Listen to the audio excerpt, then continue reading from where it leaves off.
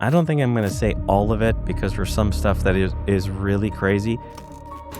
If you and I were starting to go do talks and we start talking about Jesus and aliens in the same talk, we're going to go from here to here real fast. You know, tying this back to Bob Lazar, there's also a Jesus connection there. It's crazy. Exactly. Which is wild. The blue documents, he read that Jesus was some type of hybrid. And there was a vial in there this thick on religion. The way it was written, because he remembered how Bob said that it was written. It says, "The Christian God as you know him doesn't exist." The police officer was there telling me that I had to go meet with a woman because there's a little girl there that's her daughter that is not from here. She gets in the car and she says to me, "I was taken up in a ship one time and they introduced me to a little girl." She said, "Tonight at 11:11, a craft will fly over this house." It appeared out of nowhere and flew right over the house.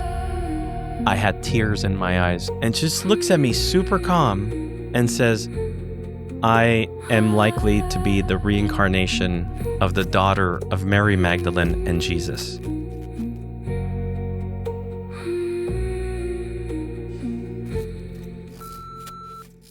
I had an experience when I was a kid back in June 22, 1980. And I remember the day because it was right after the release of The Empire Strikes Back.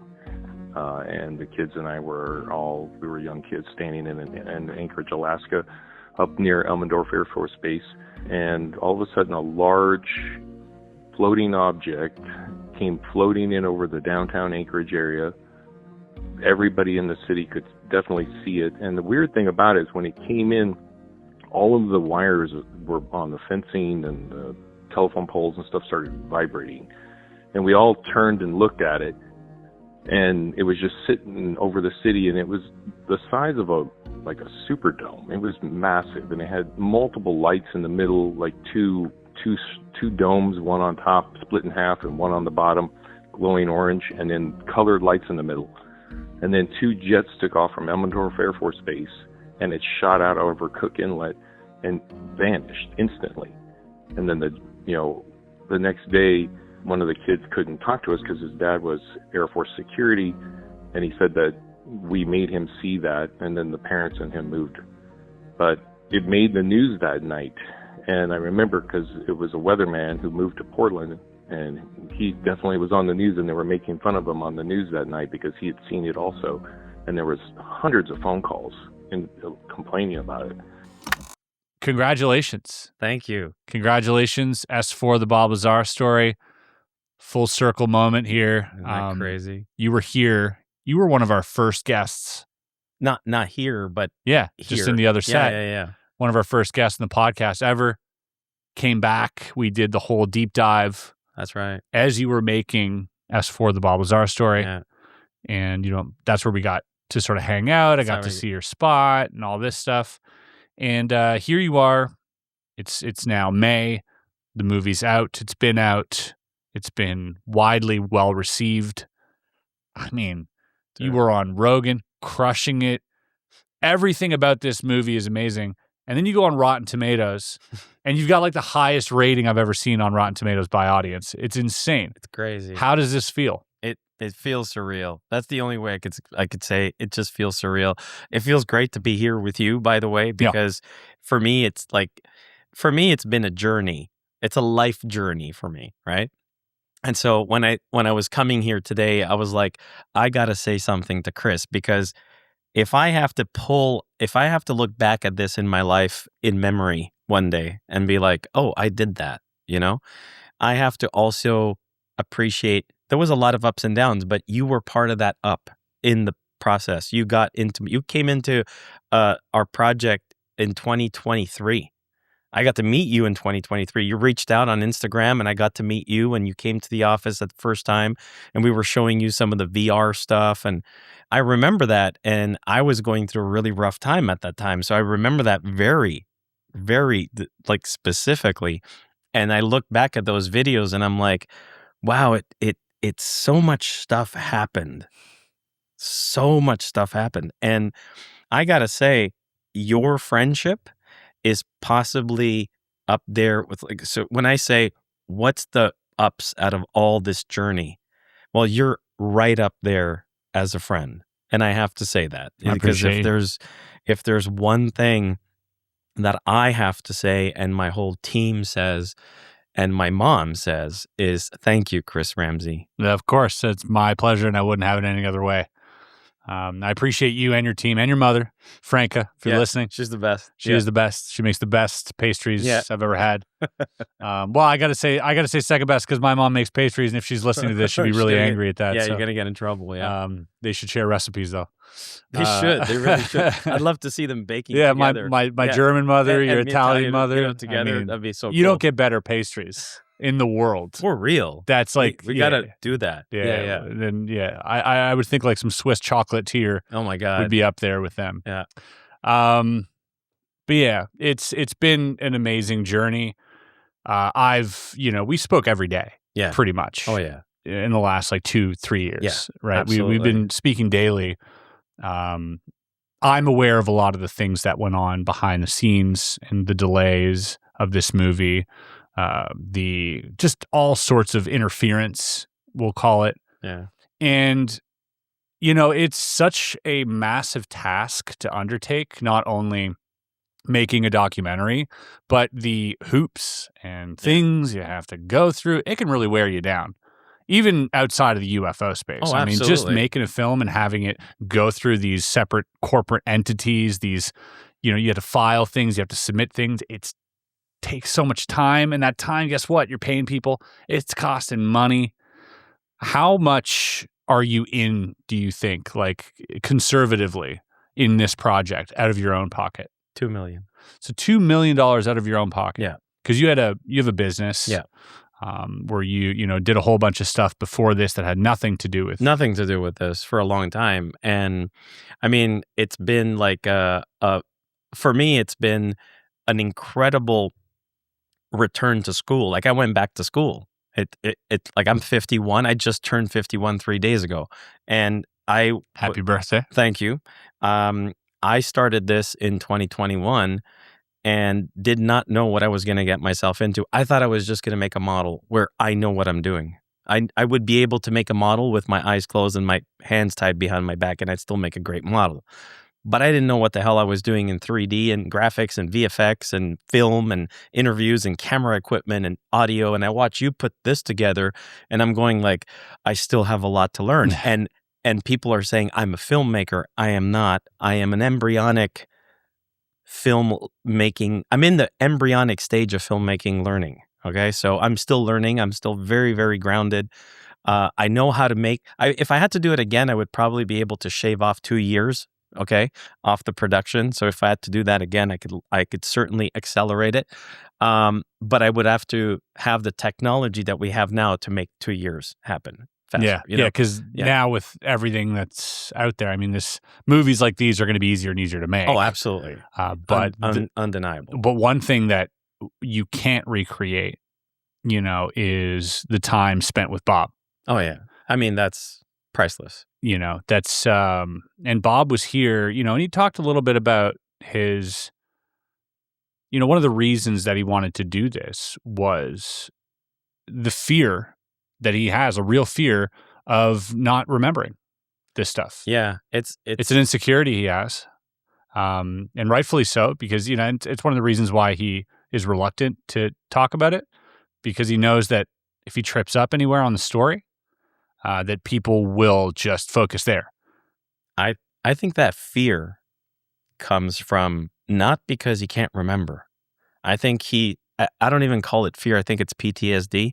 It's if he doesn't remember something, he knows it's going to be a wave of attacks that is just because he didn't remember something. And so I think it's PTSD. So he worries. He's like, wait, what are we talking about today? Today we're talking about the craft. Oh, okay. The hangar. Oh, okay. Like things like that he remembered. But if I said, how far do you think the doors were from the hill by the Papoose mountain range? He's like, okay, hold on. Because he has to remember that, if he wants to make that accurate. So there was times where he was extremely comfortable, and there was times where he was extremely uncomfortable because like, I don't know if I remember that. And then I started testing myself when it came to that, because you eventually start everybody. If there's anything that people do when they attack the Bob Lazar story is he didn't remember it, he didn't say it like this and whatever. And I started pretending that I was Bob Lazar, and people would start asking me questions about my high school. Yeah. And it's like, exactly. It's like, what was the color of your locker? I don't remember. People are rightfully skeptical, but you also have to, with the same stroke, be a little bit forgiving for, memory. Okay. I want to wrap up on Bob here for a second. If you haven't watched S4, the Bob Lazar story, you're living under a rock. Go watch it on Amazon or go to wearenotalone.com. This is Luigi's brand new platform where he'll be bringing not only behind the scenes, completely unedited interviews and so many more things around the documentary that just came out, but also new stories or old stories that you haven't seen before, movies from different production companies, different directors. It's a brand new venture. I think it's so great because it's kind of like the Netflix of like UFO stuff, right, is what you're trying to create. That's I right. love the wearenotalone.com. I think it's a WANA. Yeah. It's a great, brand. I think it's really great. And, in this day and age, it's getting harder and harder to sift through all of the archival stuff. I know there's a guy online, Eyes on Cinema. He does a really great job of just uploading everything and everything he finds, right? And you find him, he's got a whole bunch of stuff. But for all the stuff that you can't find now, you're going to find a lot of that over on WANA. So definitely want to check it out. But I want to get past all that right now because I want to talk about something that the audience might not be clued in on. And the fact that you, sir, were an investigator for MUFON. I was. For a very long time. You were the youngest, and we've mentioned this on the podcast, that probably got a lot less views back in the day when we were starting this channel out. Yeah. But you were like the youngest MUFON member. Yeah. Talk to me about it. That was back in I still struggle to know if it was 1987 or 88. I do think it was 87 because I remember Gulf Breeze was 87.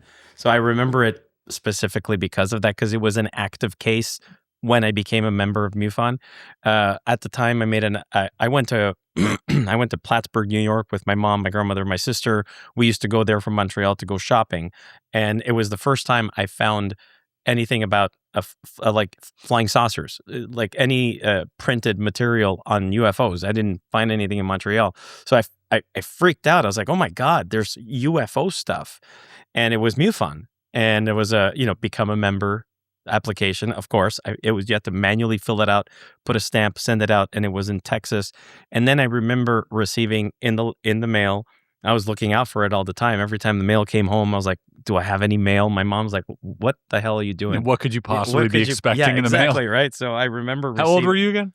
12 or 13, something like that. And I remember the letter. I still have it somewhere. And it had a letter with the card. It's like a little card and at the time, I didn't know. It says, what's your specialty in my application? The only thing I could think of that was that would be pertinent to that was I knew a lot about astronomy. Although I was a kid, I was reading a lot about astronomy. So I wrote astronomy on the application. So the card comes in and it's my name and it says specialty astronomy. And then, I'm a member and it was signed by Walt Andrus and they had a letter. And then the letter, which Walt Andrus was the director, says you are officially the youngest member of MUFON in the world. And I was like, it intimidated me. Because I was like, oh no, what did I get myself into? Now you have a job. Yeah, like, what do I have to do now? Because then I'm like, do I really know enough about astronomy? Yeah. Of course not. You know what I mean? So I was like, what am I going to do? So it made me hurry up and read more. The MUFON journals and they would send out stuff in the mail. I still have all those. The symposium stuff. Yeah, the symposium stuff. And I still have all that stuff. And I was reading, and then in those magazines or in those printed materials, you would find ways to go get other printed materials, like other companies or other magazines. So then I started buying that stuff, and whatever money I had, I spent on that stuff when I was a kid. So my mom would always come in my room in summer. I was always reading about astronomy because I thought it was going to help, and UFOs. And she thought, like, just go outside and play, like, and I was like, I did. I still got to learn this because it was summer. I didn't have homework, so I could just spend all my time on that. And I was a complete geek. So that was my life. And eventually got to a point where I became very familiar with a lot of cases. I bought a lot of books. In fact, you have a lot of books here that I remember reading that I can't find anymore. So I must have lost them throughout the years. But the Aztec book, the Socorro stuff, the obviously Roswell, Billy Meyer stuff. Actually, I only read recently. No, yeah, I read recently. But the Billy Meyer stuff I had heard of through Jacques Vallée. I remember because he was debunking it. So I remember reading about Billy Meyer through Jacques Vallée because I had some Jacques Vallée stuff as well. And they were just, there was no pictures in these books, man. It was a lot of text and the Gulf Breeze case, right? And so I was reading a lot. I was really trying to read as much as I could because I thought one day they're going to call me. And my head is, one day they're going to call me and they'll need me and I need to. They're going to call upon my services as the astronomer. Because I was completely oblivious to the fact that all I am is a member. Yeah. Right? But I made it into like, I have a responsibility. Of course. You know what I mean? So, and I did that. And then eventually, years went by and I went from I've always loved the topic, but I started hating the topic. Not because of it, but because of the way people were treating me because of it. So you have to remember, this is late 80s, early 90s, and UFOs were super not cool. Laughable, especially if you looked into crashes. UFOs were like, you have to also consider, a lot of people would say, yeah, I saw something in the sky. It's different than if you say, yeah, the government has a crashed craft and they have alien bodies and they're... Even today. So, that was insane to a lot of people. And so I started realizing I'm not getting popular because of this. There's a lot of people not wanting to hang out with me because I remember a couple of friends of mine who did become friends of mine, but when you would bring new friends in your room, you know what I mean? And you want to show your friends like, oh, check out, I got this baseball, whatever. It was more like guys coming into my room going like, dude, what's with all the UFO books? And like I would go into magazines, cut out like Close Encounter movie pictures, put them on the wall, and it's all alien stuff. I didn't have Mine was like Jennifer Love Hewitt. Yeah. Well, I had Limp Bizkit. Yeah. Mine was like a lot of UFO shit. Just like Stanton Friedman. I was like completely into that. So they thought, what the fuck are you doing? And so for me, and then I had a telescope. So I tried to make the telescope cool. It'd be like, I'll show you guys what this does at night. I would show them Jupiter or something. And they were like, oh yeah, okay, that's cool. But that's it. It wouldn't go beyond it. Even astronomy or space or was not cool. Yeah. So I had to kind of choose who to say this to, and it became more and more of a social problem. And I eventually had to start hiding. I was like a closet UFO lover because I was like, I couldn't tell people because it was always causing me problems. So I decided, and I tell you this all the time, I'm like, it's so surreal that I live in a world now where we become friends because of the topic and we're not hated or not judged. Well, we are still judged, but from different people or different reasons, but it's accepted. Yeah, there's a whole pocket of people that are incredibly accepting of this stuff. And the people that aren't are so busy doing other things now that they don't waste time being like, that stuff ain't real. They're just kind of like, well, I like this, you like that. Exactly. Okay, so be it. And I'm not getting the long, analyzing me if I'm normal look from people anymore. Right. Which is a big deal. Yeah. Like, when was your head injury? Yeah. Well, most people would always, especially, obviously, if I talk about family, friends, or people that were closer, they would always worry, like, oh, they would be like, so how are you?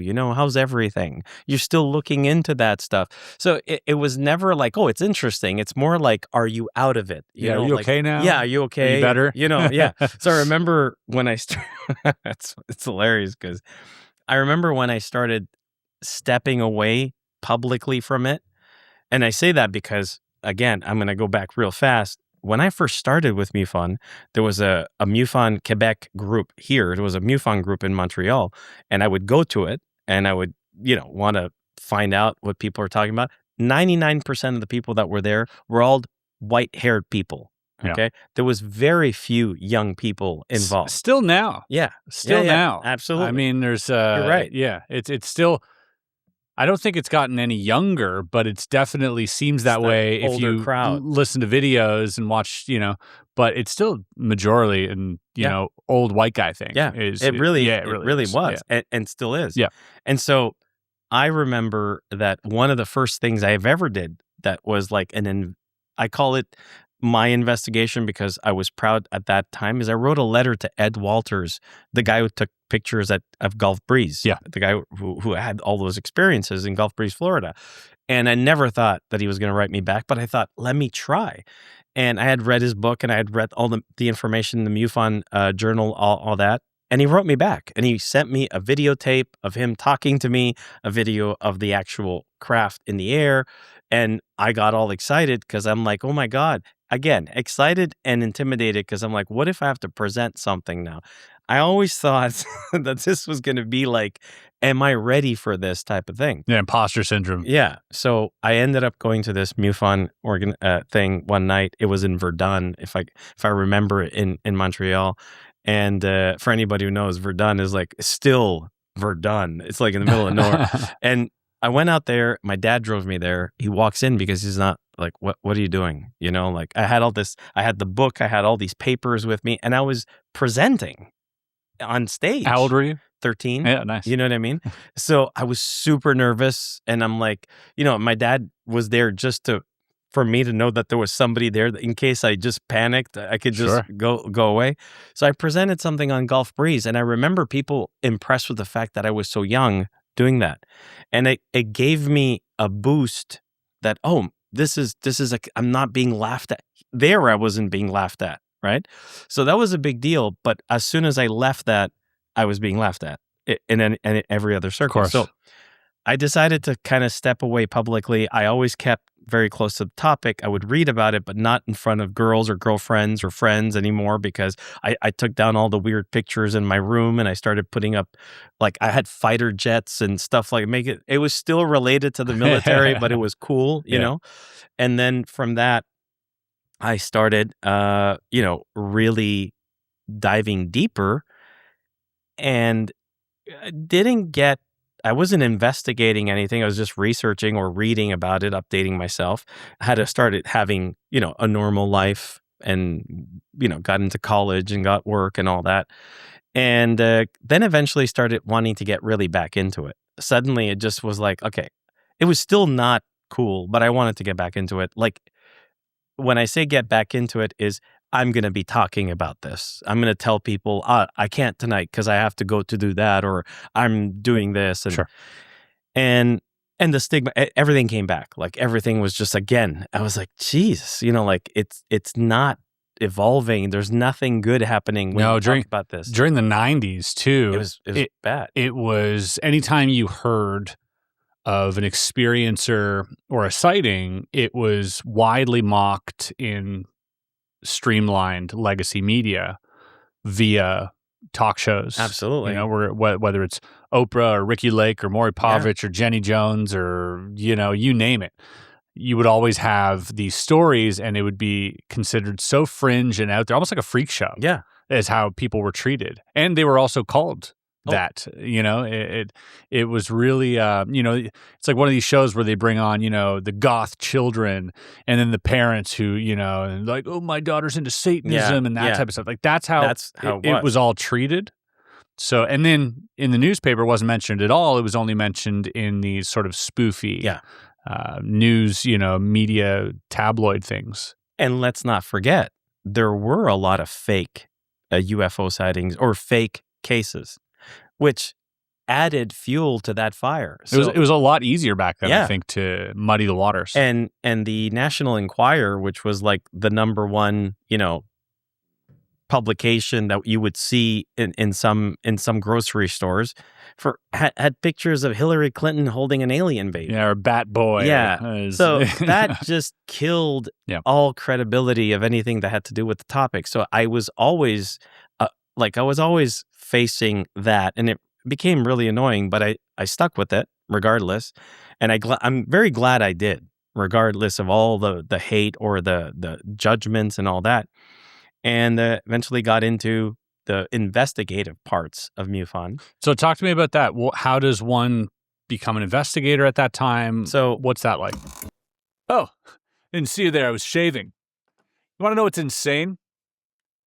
Buying razor blades. Follow me on this. You walk into the pharmacy, and suddenly you're spending $40 because your razor cartridges are apparently handcrafted by NASA engineers. Meanwhile, the blade dulls immediately, clogs halfway through your shave, and your neck looks like you tried shaving with a cheese grater. That's why I switched to Harry's Plus. First thing I noticed, this handle, solid metal, weighted, actually feels good in your hand. It's not cheap plastic, and the shave is just as smooth. The pivot follows your face naturally, and the blades are refined and honed at 3 different angles, so you don't get that awful tugging feeling. The spacing between helps prevent clogging, which honestly used to drive me insane, and now there's aloe and vitamin E in the strip, so your skin feels good after, which is important when you spend half your life in close-ups talking about UFOs. I could probably use a shave right about now, honestly, and maybe you could too. You can get the Harry's Plus trial set for just $10 at harrys.com/area52. You get the razor, a 5-blade cartridge, shave gel, and a travel cover. If you don't love it, Harry's will make it right. Again, harrys.com/area52 for the $10 trial set. Let them know we sent you. And it's important I highlight this because if you think about, when you hear an investigator, right? You assume, if somebody has the title of investigator, that means they have a lot of experience, and that wasn't really the case at the very beginning, or even now when it comes to some of the MUFON investigators, because it's just like a month or two of learning. It's like they call it a field guide or something like that. So you have to buy it, or you would buy it at the time with MUFON to read through it, learn. It's really interesting information, by the way. It's very good. It teaches you how to not, the misidentifications of Venus or constellations or stars or the moon, and looking at, aircraft landing lights, the horizon, how to measure height and altitude of things, and really interesting stuff. And clearly, how to go about an investigation if somebody sees something, what not to ask them, how to ask them certain questions to not lead them on. Excuse me. So I learned a lot. I did that, and I did an exam. And you have to have, if I remember correctly, you have to have like 80% or more in order for you to pass to become a field investigator. So I passed. I had done the work, and a lot of the stuff I had already kind of figured out prior. So I became an official field investigator. I remember when that happened to me, how I found that to be easy. And I remember that kind of bothered me. Disappointing you. Yeah, because I was like, I don't feel like I have I'm not a field like I was already a field investigator, but I never investigated anything in the field. So I found that to be a little easy. Like the bar was too low. Yeah. And that kind of threw me off a little bit, but regardless, I still did what I had to do. So I did start working in some, and when you become a field investigator for MUFON, in my case, MUFON Canada, because we're in Canada, you're essentially either going to be sent cases from the head office where they receive, somebody calls in, there's a case, it happens to be in your territory, you're available, they've already vetted it, they send it to you. There's a system called CMS. In that CMS system, there's all the information on that.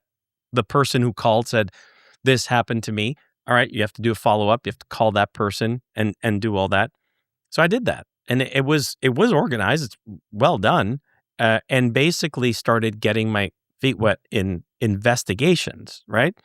And it's well organized, yet very lax because everybody does this on their own time. Nobody is paid to do it's this. all. It's all. How do you say that? Benevola. Yeah. How do you say that in English? It's that word. Yeah, why are we forgetting this word? Why are we forgetting it? It's a really weird thing. It's when you just give your time. What's that word? Hold on. I'm blanking. I'm blanking completely. It people do this at the hospital. They everybody's going, that's the word, and we're forgetting that word. Hold on. Yeah, it's like when you're blanking here. What the hell? It's like when you are you're offering your services for free, or you're volunteering. Okay. So let's start that over again. Roll it back. Okay. So there's nobody getting paid for this, right? It's volunteer work. Right. So basically as a volunteer, if you're really interested, you put a lot of hours, but there's people that are volunteers that have families or whatever, so they're not always on time. So it sometimes made it kind of a fragmented process in investigating a case if you're not in charge of the investigation. Mm-hmm. So it kind of made me want to make myself more pertinent to the organization. And I started becoming a little bit more aware of how it was being managed and how things were being done, so that maybe I could contribute a little bit of my experience in life in making it better, and not just investigating UFOs, but also the logistical process and how we should go about it. Now, again, I'm speaking on some of my experiences. There are hundreds, if not thousands, of MUFON organizations across the whole world now. It's become much bigger than it was when I joined. And there's, regional offices, and they have all their investigators, and some of them are incredible. I mean, some of them doing unbelievable work. But then there's also the new investigators that come in, like I was at a certain point, and you have to also train them. Although they passed, it doesn't mean that they pass the logic test of when there's something going on. So a lot of MUFON investigations turned out to be very conventional, non-extraterrestrial. What percentage? I would say 90%, really? More, yeah, if not more. Mm-hmm. So there's a lot of that. And I get that from just receiving, I'm sure you do as well, videos and photos and cases. Yeah. I get sent things where to like 95 to all the way up to 99%. Yeah. I have an explanation. And this isn't me simply brushing something off. I'm not dismissing anything based on just a bias or anything. I'm literally going, oh, that's Starlink. Yeah. Or that is Venus. Or that seems to be some, this. When did this happen? Oh, July 4th? Okay. Yeah. Probably some Chinese lanterns, or there's all these different, drones now are a big problem for this, as well as, satellites, re-entering of rockets and whatnot. But I think for me, the most difficult part in all of that is breaking that news to people, because they don't want to hear it. And I understand that they don't, because that was a canon event that changed how they feel fundamentally about something. It might have sparked their interest in UFOs, and now they consider themselves to have had an experience. That's right. And if I go, well, that experience was a reentry of a 2013 rocket from China, they go, no, it wasn't. Yeah. Because that's not real to me, And so I would have a hard time with that. How did you deal with that? That was exactly what first of all, I was personally trying to avoid that as an investigator. So first and foremost, there's two layers to it. First is, as an investigator, if the CMS system is sending me a case, obviously they've already vetted part of it. It got to me, I'm reaching out to the witness. The witness believes they saw something. If 99, or like you say, you're right, it's between 95 and 99% of the time, I could explain it away with something conventional. If I do that, I'm kind of like making them feel like they're illegitimate. That kind of sucks for them, but it's the reality, so I can't not do that. That was for a long time what was happening to me, where I did, by the way, get cases that were not illegitimate, but most of the time they were. But what happened after that is I became the national director for investigations of MUFON in Canada. So I was running all investigations. Now, what that means is I'm not running investigations where I'm dealing with the witnesses. I'm managing the investigators who are investigating the witnesses and the accounts. The investigators sometimes want to have a case. So you're not only dealing with having to tell the witness that was just Venus, but now you're also dealing with an investigator who just passed the field guide exam, and you're telling them, no, that was just Venus. No, what do you mean? They saw something. And it's like, no, they didn't. And so you're getting into that. And that's where I thought, wow, we really need a lot more training. And keep in mind, it is much better now because information is easier to get now. But I'm talking a few years back. And it's still volunteer work. So there's only so much you can ask people to go through. So I kind of was the party pooper in a lot of cases where a lot of times I'd be like, no, that's just that. Or let's face it, to all the people who've seen a light in the sky and they believe that it was not terrestrial. Do you have a picture of it? No. Do you have a video of it? No. But it moved really radically? Yeah. Okay. Or they have a video of it and they say it moved really radically right before the video. Yeah. Or right after the video. Exactly. A lot of that. Yeah. Which, again, could be. It could be. It's not what we're looking at. But what happens with that is if you're hearing about it, like now, it's cool. But as a director, I was receiving like 30 a day. So it gets to a point where you're just like, and I have a job, by the way, while I'm doing this. So it got to a point where it's like, yeah, okay, well, what can we do with this? Just mark it as unknown and move on. I see. Yeah, but what if I should maybe go out on the field to do what? What are you going to go do? Well, talk to the witness about what? What are you going to go do? You're going to go talk to a witness who's going to tell you they saw a light in the sky, and that's it? Well, if you want to do that, you can, but it's not going to make that light in the sky turn into a landing, an object with landing gear. Nothing's going to happen. So it gets to a point where it was getting really repetitive for me, and I was feeling that my experience in all of it, and I kind of squeezed every ounce of what I wanted out of all this. And I knew that I could contribute differently to the field. I didn't. And again, I am not dismissing MUFON. I am not dismissing all the field investigators. I think they're amazing that they even do this. It just, there is, and I'm sure they feel that to a certain extent, what you're saying now. It's a reality. But that's part of it. It's part of it. And some people can take that, and like the redundancy would also kill me, I think, just of like, and for every 1,000 cases that they are explainable, there might be a couple that are just mind-blowing. You do it because of those. Exactly. That's exactly why you do it. And I did get to work on a couple of really amazing cases, which I, to this day, consider to be as valid as any of the biggest cases that we've ever heard of, but they're just not popular because, I want to get into some of those. Yeah, well, absolutely. This is where it gets juicy. Oh, there's some juicy ones. Oh, 100%. So, between our friendship and the discussions we've had, you've shared so many like really interesting cases and stories with me of, personal friends who've become, or people who've become friends over the years, and their encounters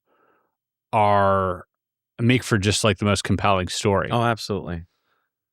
Would you want to talk about some of those? I mean, sure. I mean, it depends on which ones. There's a few. Yeah. Obviously, I've touched cases where it's only light in the sky. Yeah. All the way to a being in my house. So it goes really. There's a big.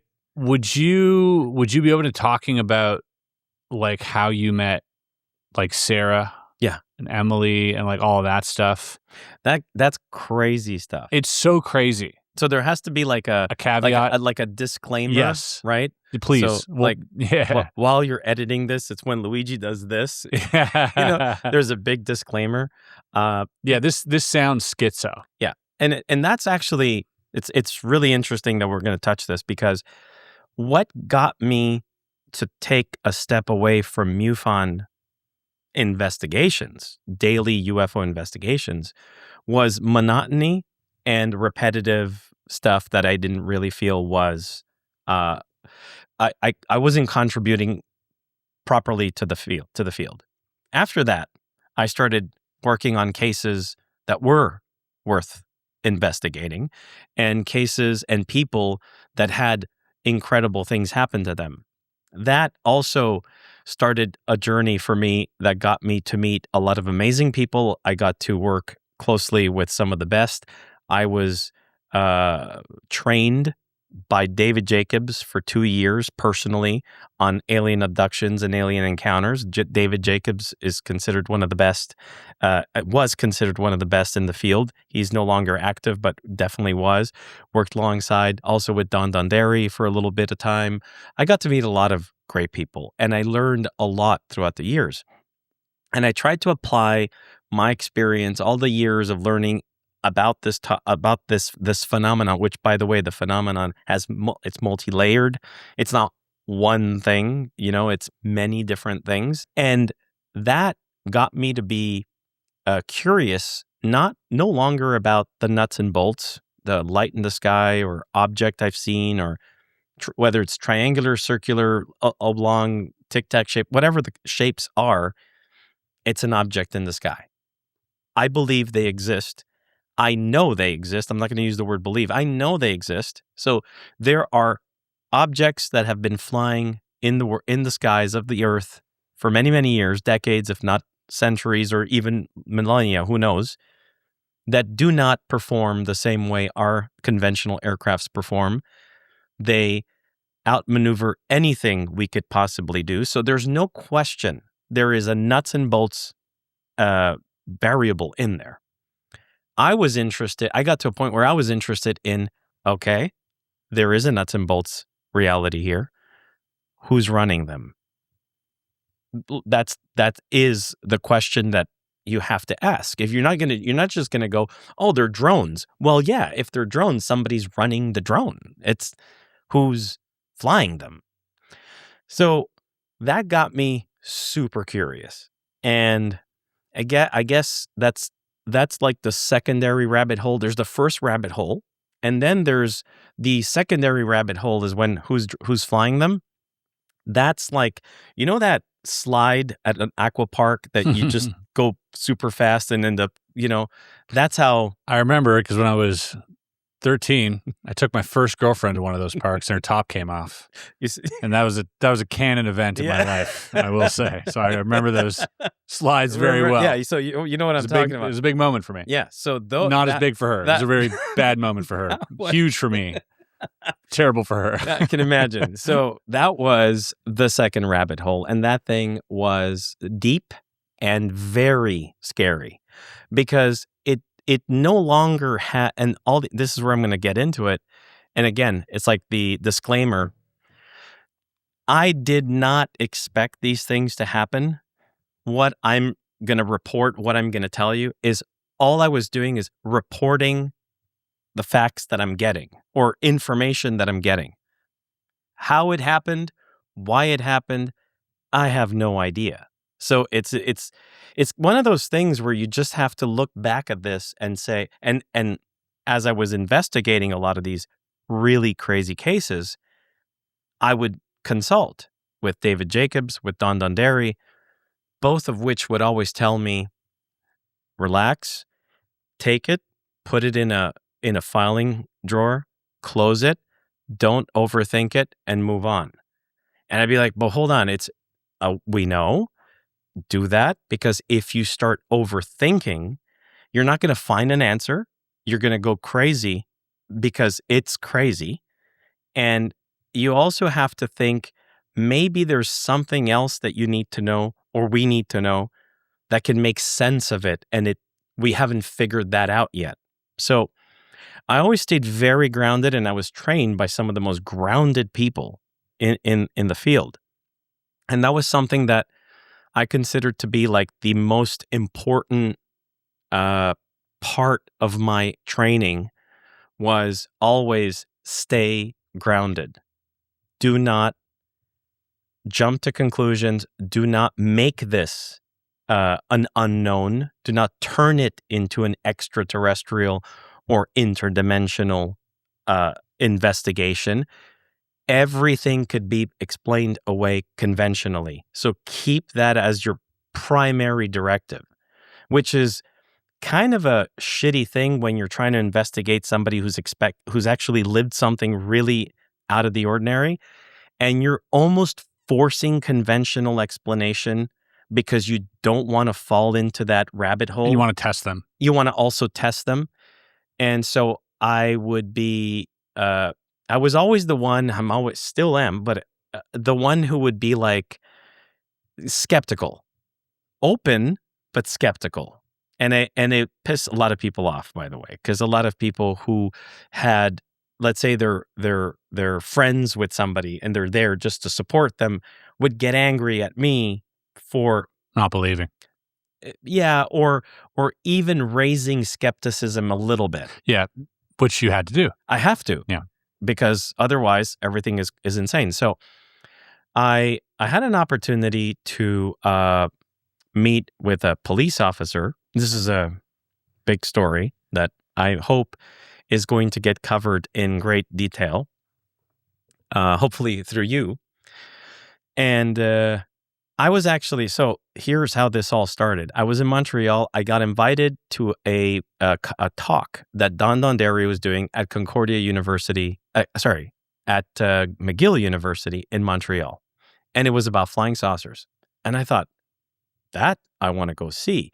I want to go see a professor of psychology at the University of McGill in Montreal talk about flying saucers at McGill. I want to be there because this is a big deal. You're talking to a guy who was getting made fun of if you just said flying saucers, So I went, and I went with a friend of mine, and he still is a federal police officer for the RCMP. He came with me, I'll never forget, and he was curious as well.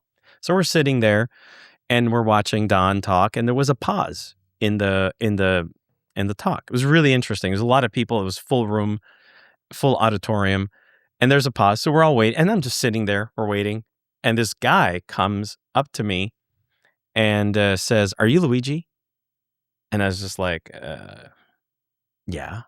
I found it to be so odd because never met him. I don't know how he knew I was Luigi in this crowd. He came right at me, and so my friend is like wondering, what the hell is this all about? And he says, somebody with the Montreal Police Department would like to talk to you. That was a weird intro because now my friend, who's a cop, looking at me going, "What did you do?" And I'm like, I don't know what the fuck is going on. I said, "Okay, dude, what are you talking about?" So he says, "I know this is weird. Here's my phone number, whatever. I want to talk to you. We need to talk." So I eventually entertain this because if the police wants to talk to me, I want to know why right away. And it was an officer from the SPVM, the Montreal Police Department, who had been the officer on the call for the Bonaventure Cavendish Mall sighting. The Cavendish Mall sighting in Montreal in 2010, which was, by the way, a very big sighting. It was sighted by multiple people in the middle of the night. And he was the officer that was there. So I said, "Oh, I'm really interested. That's cool. I'd love to meet him." So we arranged to meet at this cafe in front of Concordia University in downtown Montreal. He showed up dressed in his uniform. I was there.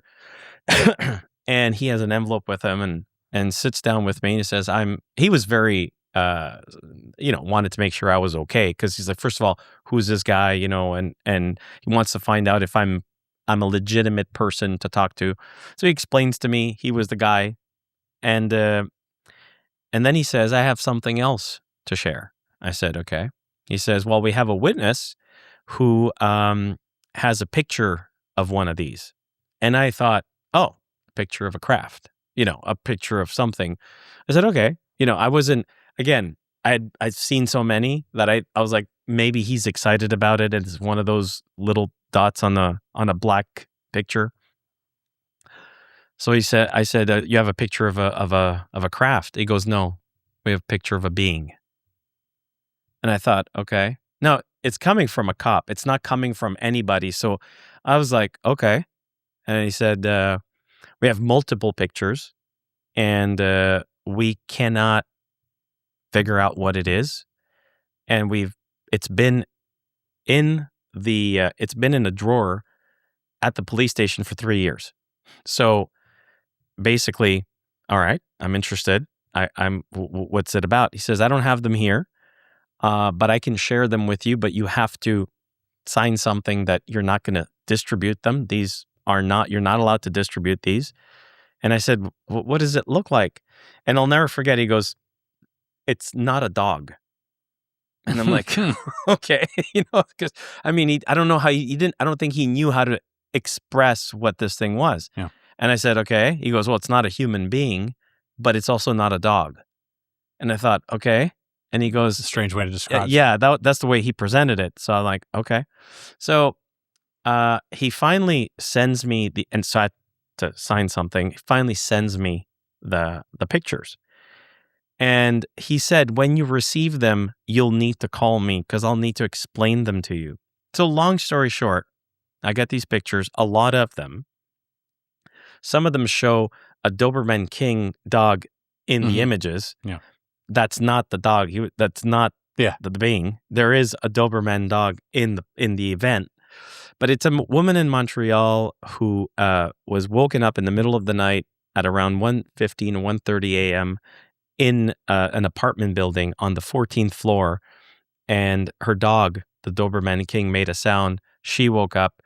There was her door frame to go into the hallway had been broken into a week prior because they had forgotten their keys in the apartment. So there was a tiny little gap where you can actually see from the interior of the apartment out in the hallway.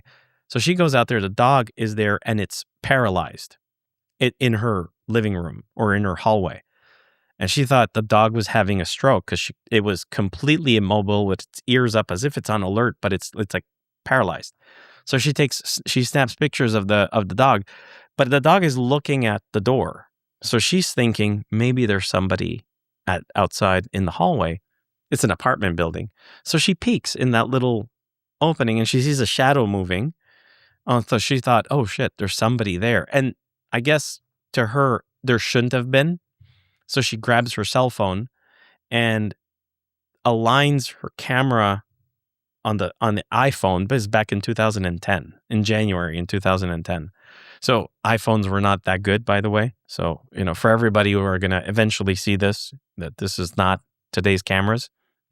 But you see it clearly anyway.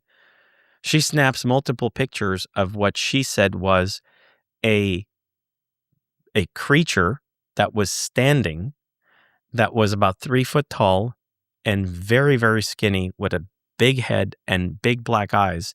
And its arms were positioned like this, like a praying mantis or like a bird, I guess.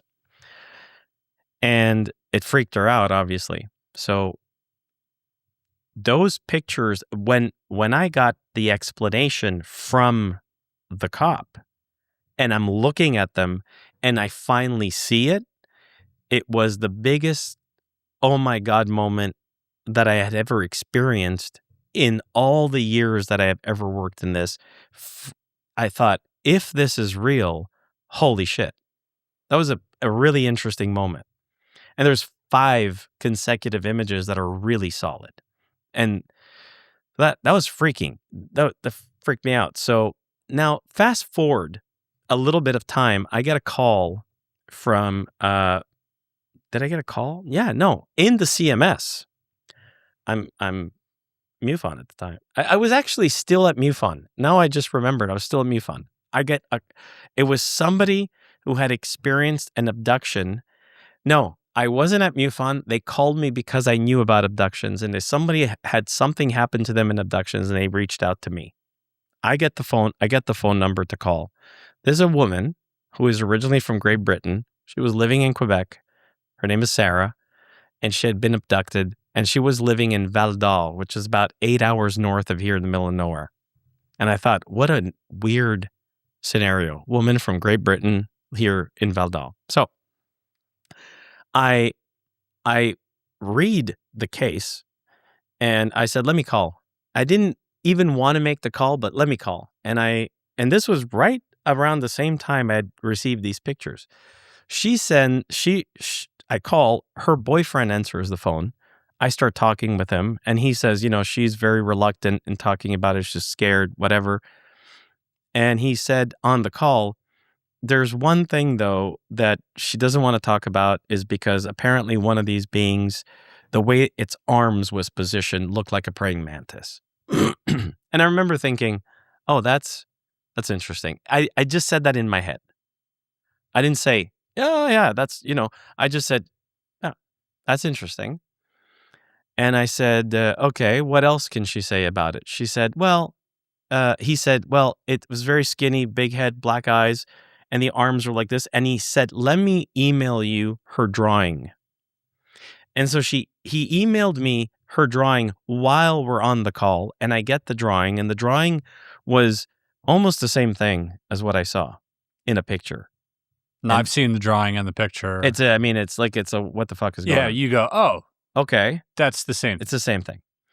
So that was so at that moment, he said, you're probably not going to believe this. She's saying you're not going to believe. And I said, actually, I find this very interesting. And I'm interested in more. She immediately grabbed the phone and said, who is this man on the phone who believes me? I said, hi. She says, I'm Sarah. I'm the one who's, been going through all this stuff. And why did you say that? I said, because I don't think that it's that crazy. I said, it's possible. So she, I guess, thought I was worth talking to because I wasn't immediately discrediting the possibility that this is a thing. Long story short, I got to meet her. I got to meet her about a month later. We communicated and I said, look, I'm oftentimes in the Laurentians north of Montreal because I'm investigating another case. And because she was in Val d'Or, I was trying to see if we could meet. I'm not going to say halfway. They still had a long road, but I wanted to try to get them to come a little less all the way. I didn't want them to come all the way to Montreal. It's a long drive. So she came with her boyfriend. It was in September. I don't remember exactly the date, but it was, I believe it was early September and August. I was there with a bunch of friends. At that, I'm really abbreviating the story, but on that day, I was with Benoit Meyer, who was a case I was investigating in northern Quebec of black triangular crafts. He had take a picture and was on the front page of the newspaper. It was at his house. There was the cop who had introduced me to these pictures. There was other friends of mine that were there who wanted to kind of expand on this woman who had seen a creature that seemed like what was in that picture. The reason why the cop was interested is because I called him to say, there's a woman who's basically showed me a drawing that matches. So he said, oh, I'm just curious to see if this is all hearsay. He actually came to see if it could just all be debunked really quickly. Donderi also came.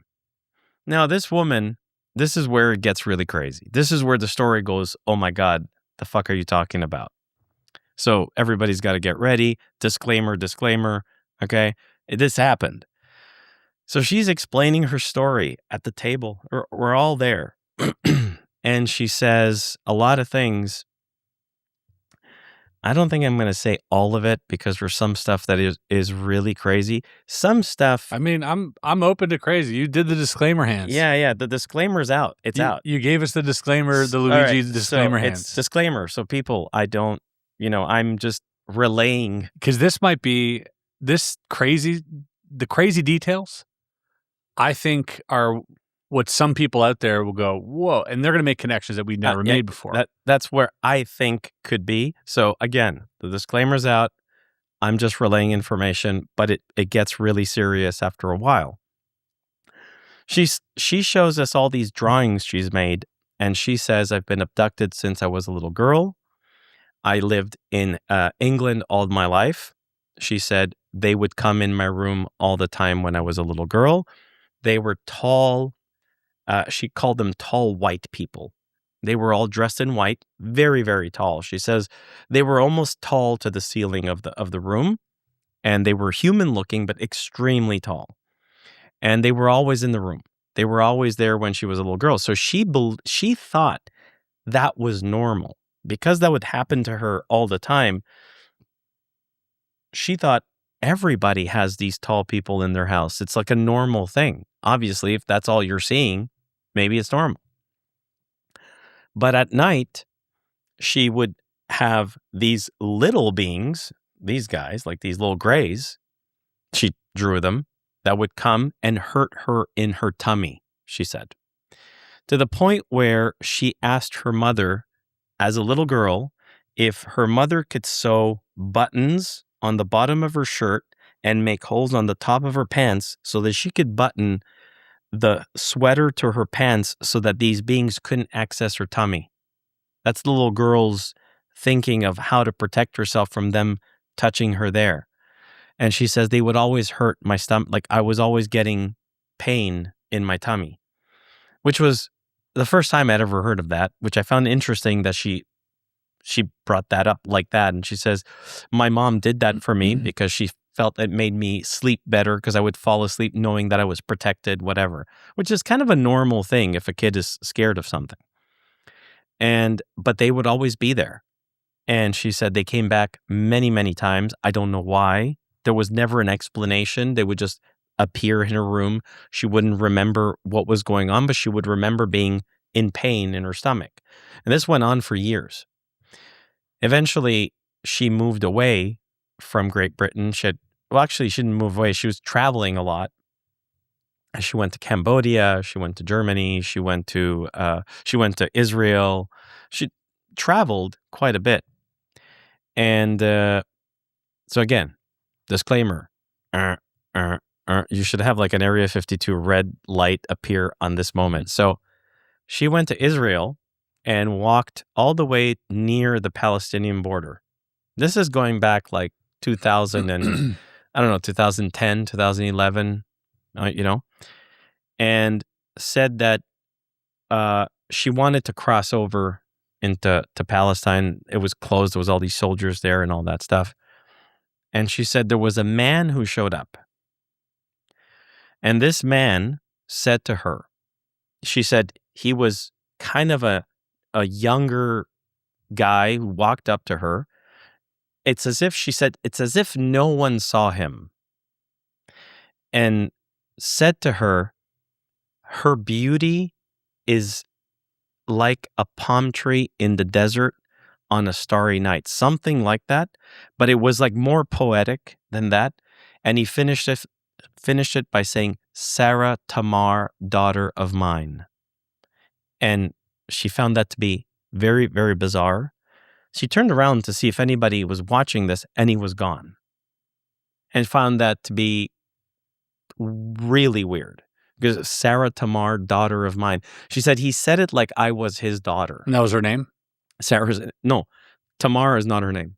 Like Sarah, yes, is her name, but Tamar, she didn't know what the hell that was. So I found that to be very interesting because she found it to be very interesting. So she's explaining all this to us, and we're all listening to this story. She's explaining that she had been abducted or had seen these beings, not abducted, but had seen these beings all her life. And then this happened to her when she was a little older. She then proceeds to say to all of us, I will now start telling you things that will for sure make you think that I am not worthy of your belief or worthy of your trust. You will no longer believe me. And she said, there is some link to religion and these beings, something to do with Jesus and these beings. Clearly, I had heard that in the past. It wasn't new to me. To everybody else, it was very new. a very awkward moment because I could sense the room froze up, and it kind of went from interested to give me a fucking break. Yeah. Okay. But yeah, like we understand what type of person you are now. Like. Exactly. And I understood. I thought I understood where this was headed, and I was kind of disappointed myself. And I'm being very transparent here. As soon as people tell me stuff like that, whether it's possible or not, I tend to not go in that direction because I'm like, it's just, it's too ideological. It's too weird. Yeah, dogmatic. It's dogmatic. I don't want to touch it. So she had warned us and then said that. And I thought, okay. And she looked at us, and I'll never forget it. She said, "It's okay. I will make you believe it." No, sorry. She says, "No, you will believe me if I do one thing."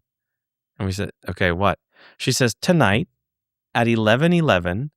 I know this is very like it's cheesy to say that for some people. It's like, oh my God, 11:11. She said that. She said, "Tonight at 11:11, a craft will fly over this house."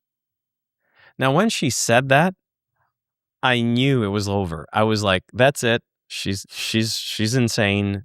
You know, everybody's obviously whatever. So that kind of changed the whole vibe that day because everybody just kind of went like, whatever. Okay. And I'll admit, me too. I was just like, oof, this is going to be awkward tonight because we were approaching. I think it was like 7 p.m. when she said it, and we were about to all eat. I remember Benoit was going to make a barbecue, and then we were going to just hang out. And you have this elephant in the room. And now you have this, you have this moment where it's like, oh God, like now we have to keep talking. Yeah, Luigi invited us here because he thought so. It's like, and now we got this like religious person. Like so it was getting weird and really weird. Sure. And I for anybody listening, believe me, I was as weirded out as everybody, and I was like, this is not going to go in the right direction.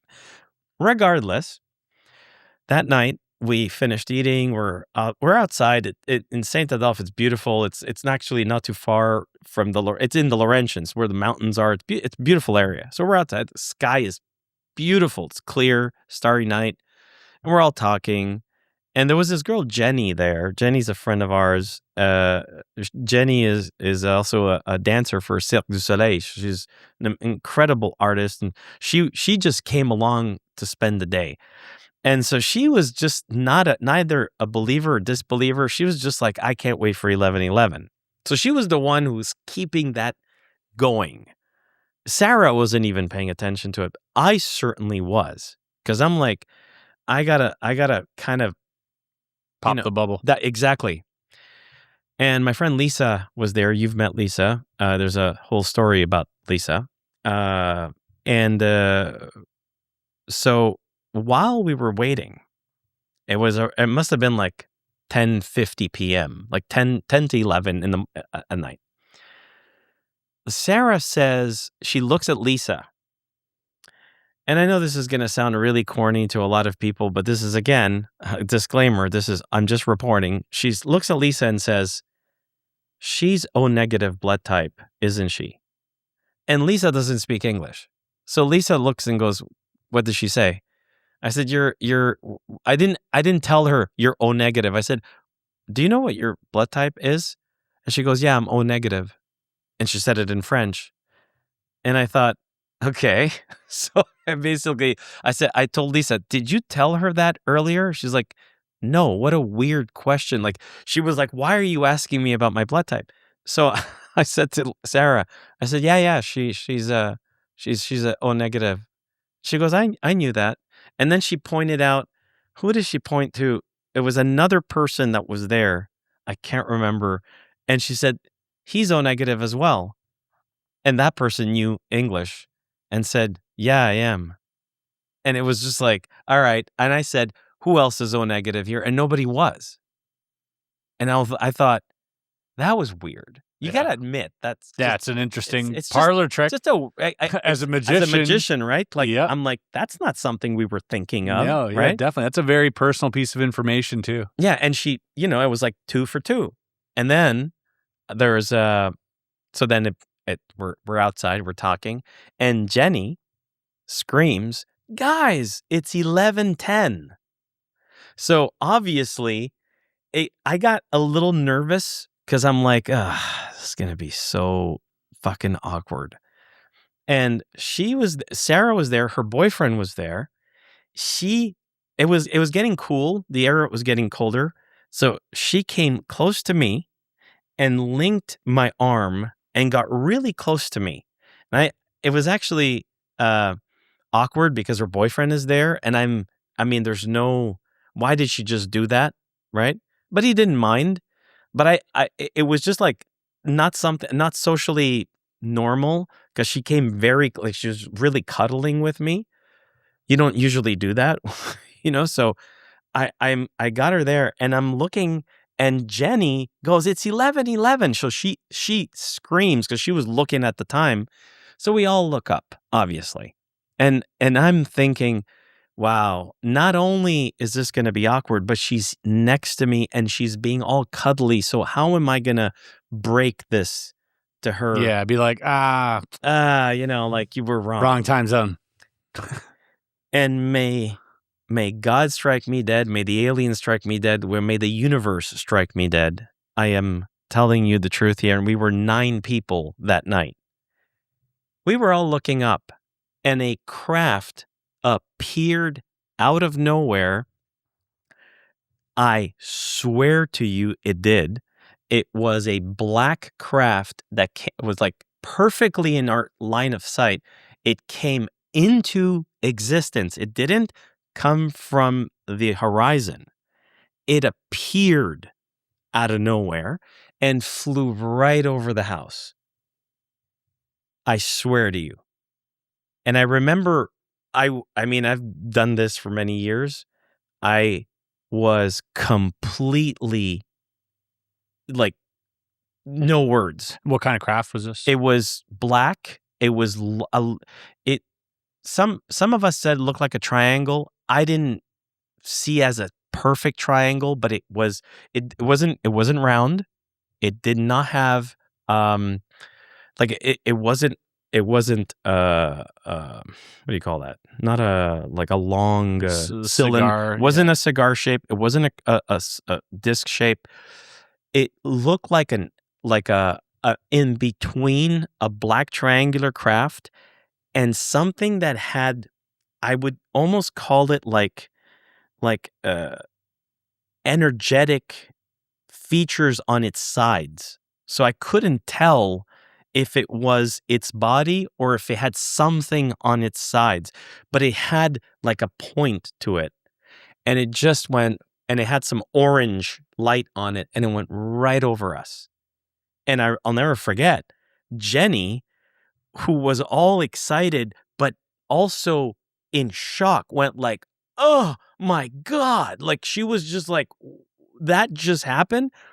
The cop who was there, literally in French Canadian, so for the French people that are listening, went, "Tabarnak, man." Like he freaked out. He goes, "What the fuck was that?" Like it happened.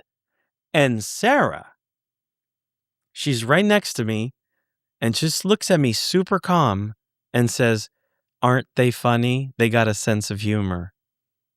And so now, to me, is like, am I losing my mind? Or did this just happen? And if this just happened, what is she talking about that they have a sense of humor? What the hell is going on? So that was a big deal for me because I experienced it. Now, we were 9 people who experienced it. So if it was just me and her, I would have a lot of trouble because I would say maybe she drugged me. But we were 9 people. And to this day, if you rounded up all of us here on the skiff, and all of us they would all tell you the exact same story. So we were 9 people. I mean, we fucking saw it, right? So that was a reality that happened. It wasn't something that was told to me. It wasn't something that I had to listen to as an investigator or through an investigator. I saw it. She predicted it. She predicted it at the exact moment.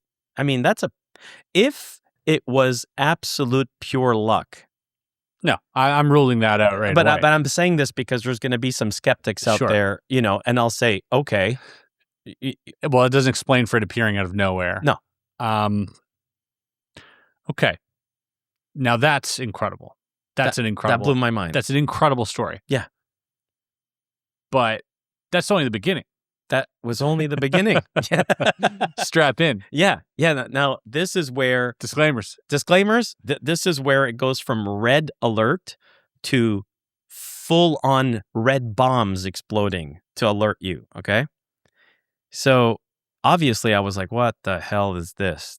And she, I'll never forget when we all said bye to each other, she hugged me and she says, "You still don't believe me, do you?" I said, "No, I'm not." She goes, "It's okay. I understand that." And she was cool with it. She was very confident, by the way.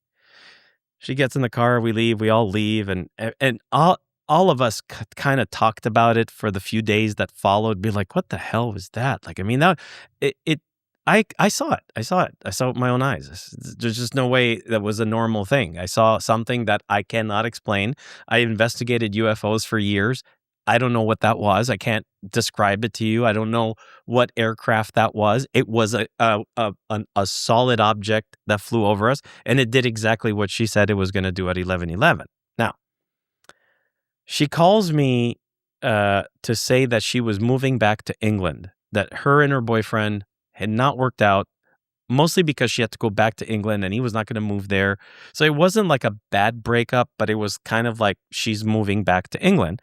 And I said, well, hey, that's interesting. I go, are you going to be flying out from the Montreal airport? Because it's the only way to go back to England. She goes, yeah. I said, well, why don't you come to my place for a day and I'll show you around Montreal. We'll have a get together with some of the people that you had met. She's like, that would be nice. So I did. So we did. So she comes to Montreal, and instead of staying one day, she decided to stay 2 days because of I remember she took, I believe it was a bus that brought her to Montreal. So I got her at the Greyhound station, and the timing of the bus to the timing of her flight, I said, why don't you just come the day before? Oh, I have a guest room, stay in the guest room, whatever. That's what she did. The day she arrived, she's in my house, and she's a very interesting person. She sits there and she's in the kitchen and she's having tea because she's from Great Britain. I made her tea, and she said, "There's an energy of a cat in your house." And I don't have cats. And I said, "Well, I don't know why you say that. I never had a cat before. I never wanted a cat because I'm allergic to cats." She says, "No, there's an energy of a cat in this house." And I said, "Well, I'm sorry, Sarah, but there's no cats." She goes, No, you're wrong. You're really wrong." And I said, "No, I'm really not wrong." It was, by the way, it was October. So it was like about a month after. So she's insisting there's a cat energy in my house. And I again thinking to myself, she's really pushing all my buttons, because it's like, one, she's saying things. Okay, I saw this thing. So it was a struggle between me being completely grounded, going, what the fuck is she talking about? And I saw this thing when she said it. So it's a struggle that was happening inside of me. And I was being very nice to her. And I said, all right, whatever. Sure. What? And she looked at me. She goes, "You still don't believe me, do you?" She goes, "You'll see." And she's, again, very confident. And she says, "Where did that picture get taken? Of the creature?" And I told her, I said, "Well, it's this building. Can you bring me there?" "Sure, let's go." So we went there. She wanted to go there. We go to the building. Now, it's just an apartment building, so there's nothing going on. There's no it's not like there's an alien portal in there. It's like it's just an apartment building. There's nothing going on. It's boring. You're not going to see anything. So we went all the way upstairs. We got in. We got to the 14th floor. We go to that apartment door. And she's just standing there, and she's like, "Yeah." She goes, "This is where it happened." I said, "Yeah." And that's it. Okay, get back in the car. And as we're driving, I go in front of the St. Joseph's Oratory in Montreal, which is a gigantic church. And it just happened to go there. And she looked at it and she goes, "Oh, that's beautiful." I said, and I thought in my head, "Oh, that's a cool place to show her." because we're right here, just because she's never been in Montreal and it's a beautiful view up there. I said, well, actually, you know what? Let me show you something. Because you could drive up there and then you get to see the whole city. It's a beautiful view. So I said, let's go look at the view. So I bring her up there and she goes, let's go inside really fast. And now anybody who's ever been there, it's a ginormous church. The church is gigantic. And as we walked in, she grabbed me again under my arm, and there was never any like, oh, she wants to date me or anything. It was never like that. She was just like that. And she holds on and she looks and she goes, that's how big it is inside the ships. That's how big they are. And I remember thinking, okay, that's interesting, but I didn't make much of it.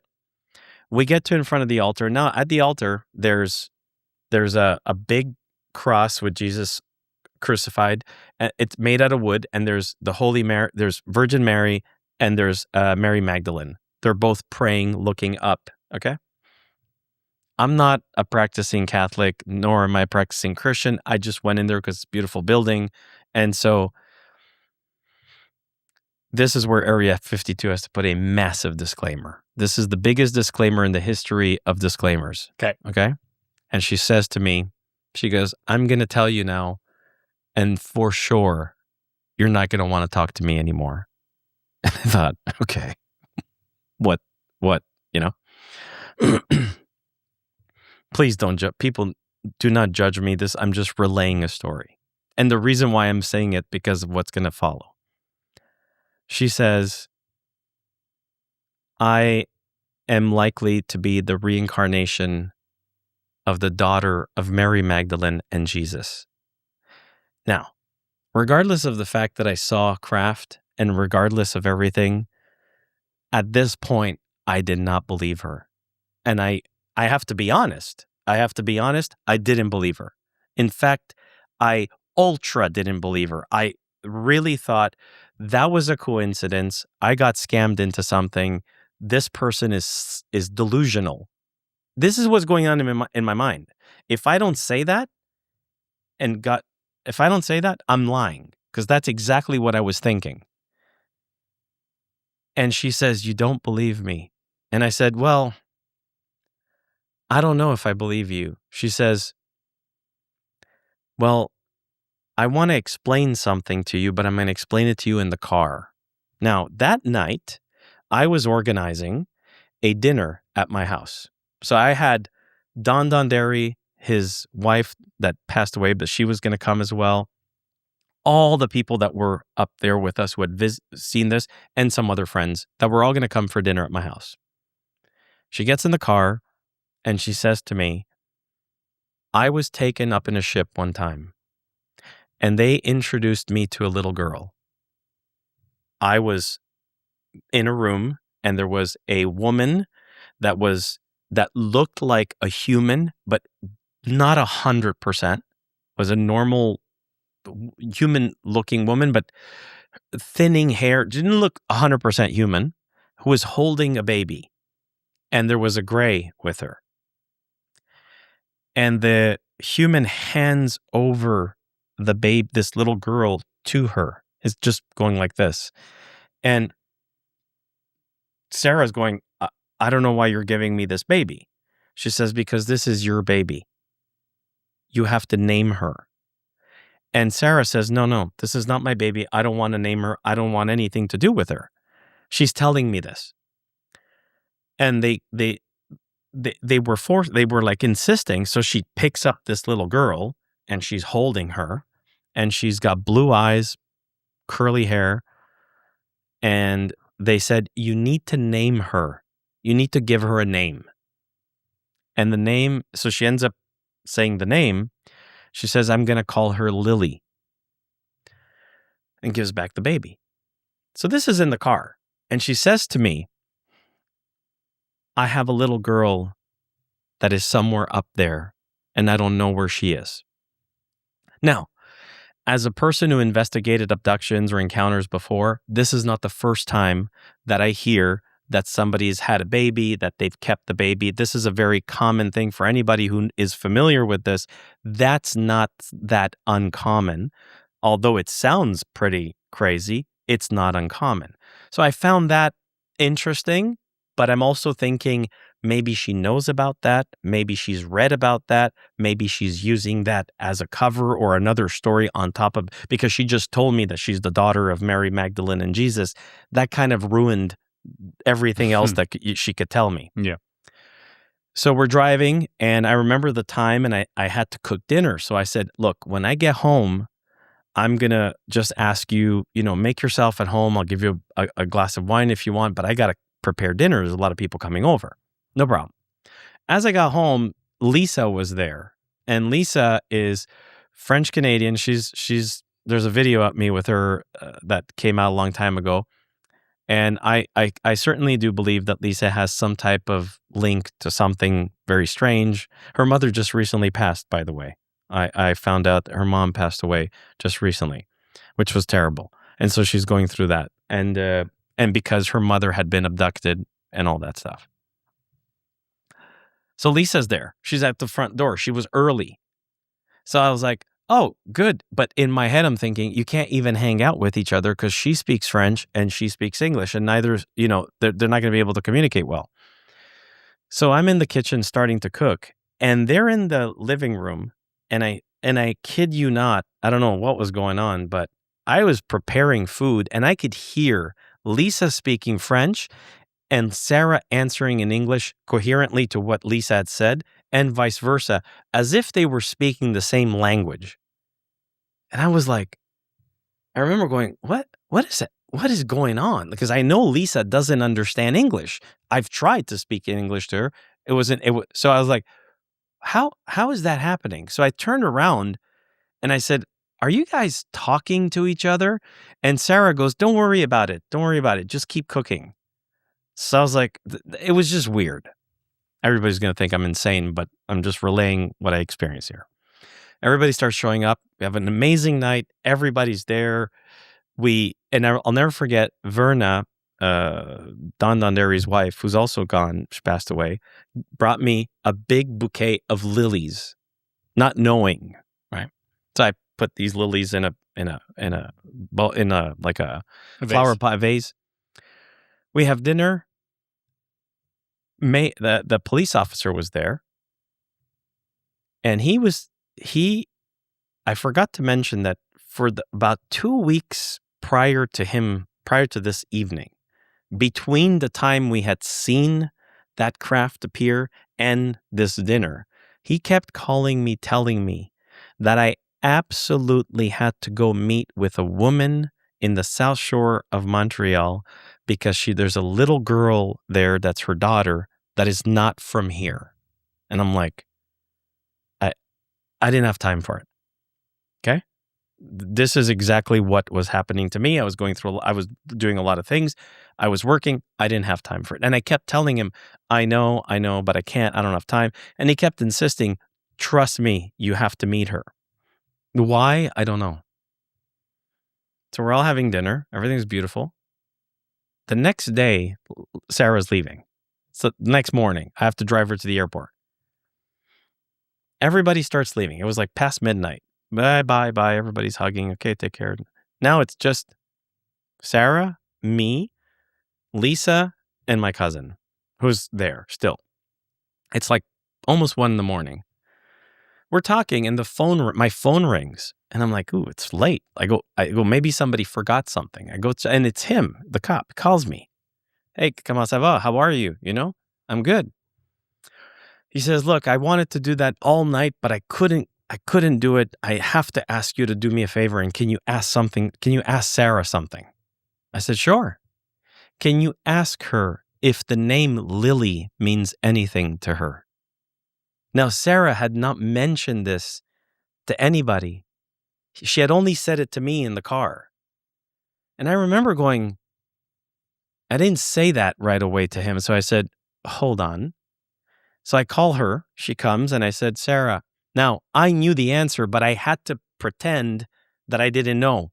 So I put him on speaker, and I said, Sarah, he's asking if the name Lily means anything to you.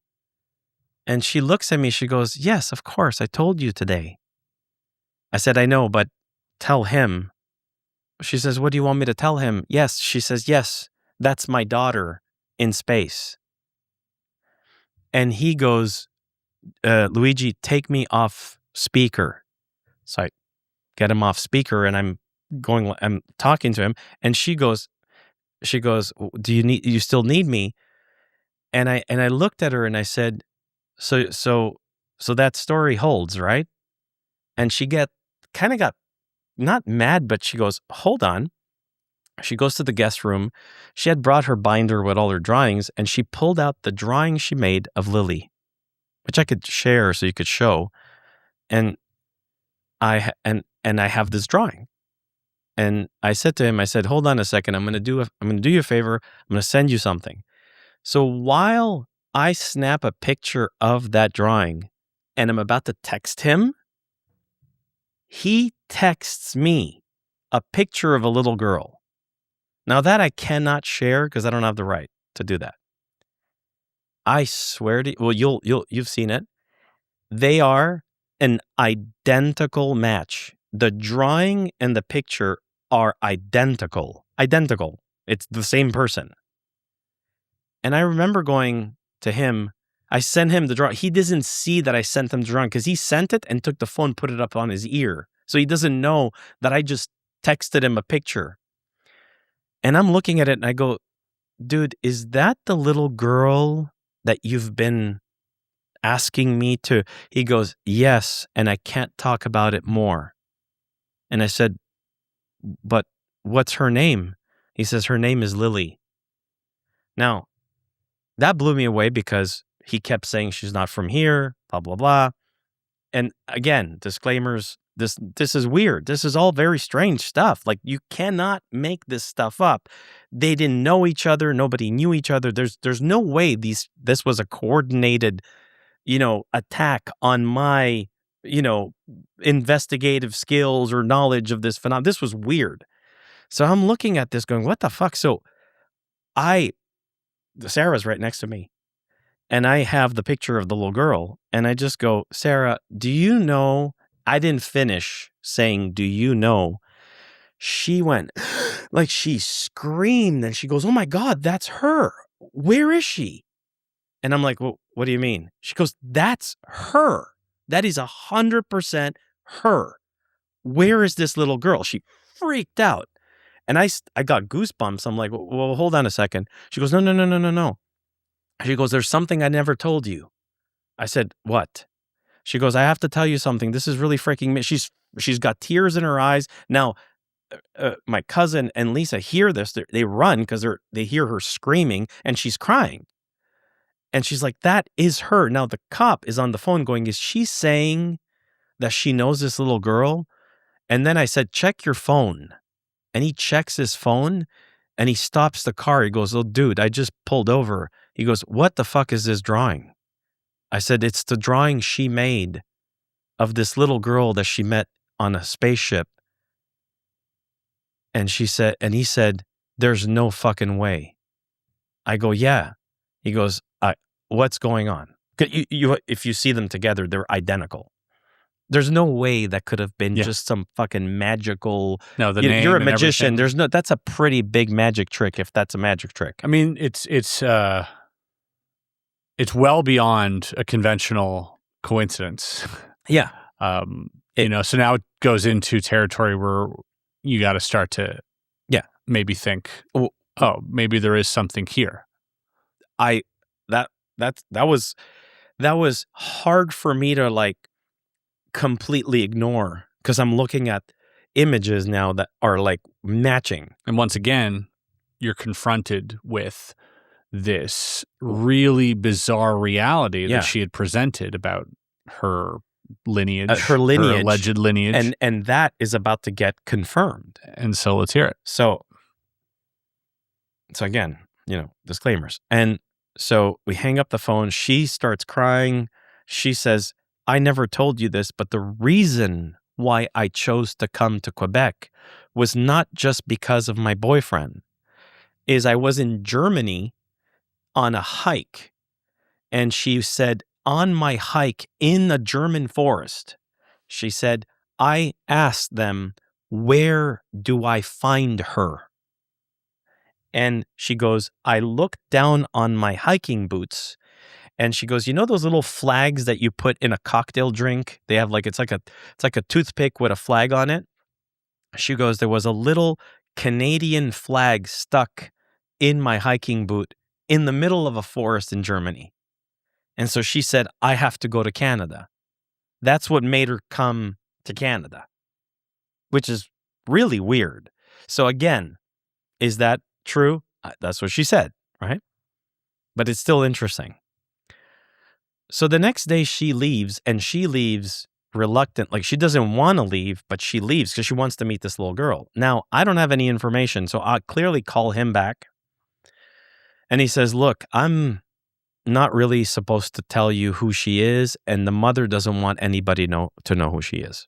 The mother is very, very, wants to keep this confidential. So I said, no problem. I said, but it's still very interesting.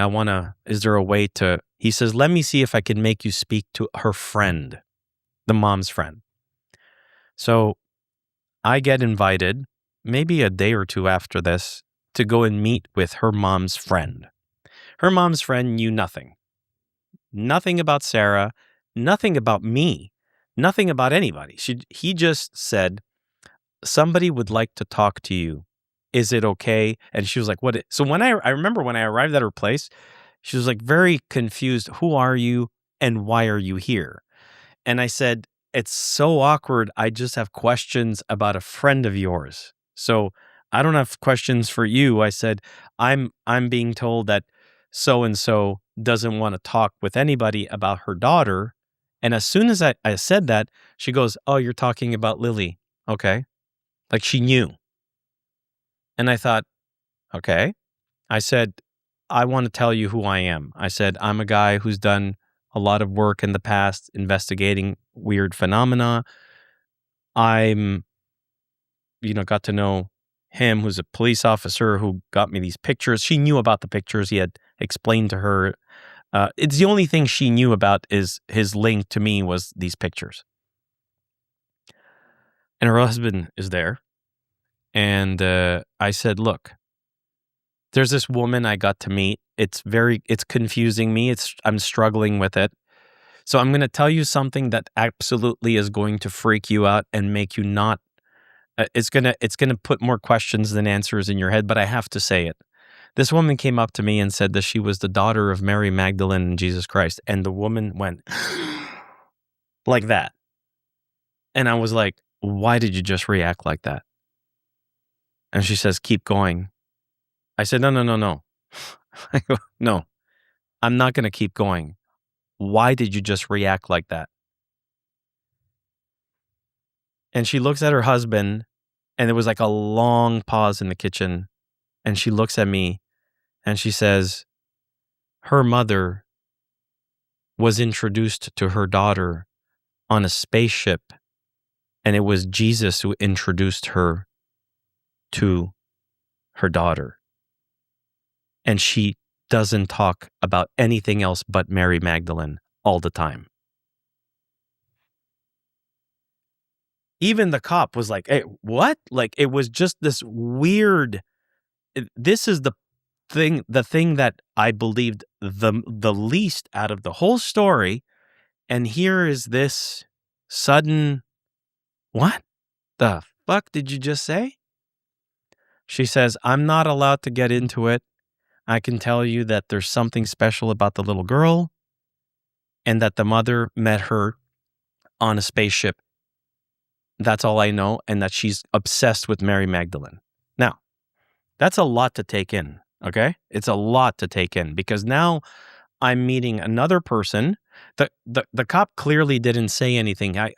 If he did, bad on him. I really don't think so because he was really shocked when even her husband turned around like, what the hell are you talking about? Like, what's going on? It was a real, and I could see her she's very emotional and she was protective of her friend and her friend's daughter. I said, look, I get it. I don't want to impose any more on your lives. I don't want to. I don't have any urgent need to do anything. So I apologize. I don't want you to bother the mother, whatever. It's unfortunate because I certainly would have questions for her. She says she doesn't want to talk to anybody. I don't think she's going to talk to you. Okay, fine. We exchanged phone numbers and contact, and I left. This sat with me for maybe like 2-3 weeks.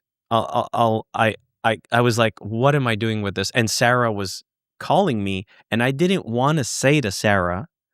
Sarah called me. I didn't want to say to Sarah, I met a woman who knows her, and she keeps talking about Mary. Because if I say that, it's going to make Sarah either be more delusional, or if it's real, completely drive her nuts. I didn't want to instigate more, and I was investigating. So I'm at the same time being very cautious what I'm saying to who, to also figure out how is this information getting out there? Because I'm thinking the only way for her to know is if the cop would have said something. I really didn't think he did that because he genuinely didn't look to me like a person who did that. And he hadn't shared the pictures, by the way. Yeah, forgot to mention, he never shared the pictures because he was like, I don't want to, it's not up to me. It's not my little girl. I don't want to do that. He was even feeling weird having the pictures. So did I, by the way, because at this point, it's not my little girl. It has nothing to do with me, but what the fuck is going on? I get a call out of the blue from the same guy who had come up to me at McGill University that day when Donderi was talking and I was sitting next to my cop friend. That same guy calls me and he says, I need you to meet somebody in downtown Montreal if you have time. She's been abducted and she's going through a lot of trauma. At that moment, I'll never forget, I told him, I said, dude, I am busy. I've got a lot of stuff going on. I don't think I can take another case right now.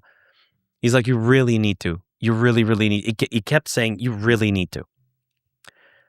So long story short, I agreed to it on a Saturday morning, 10 o'clock. I go to downtown Montreal and there's a restaurant there that was it's like an old house. So there's like multiple floors. And on the very top floor, there's a book room. There's like only books.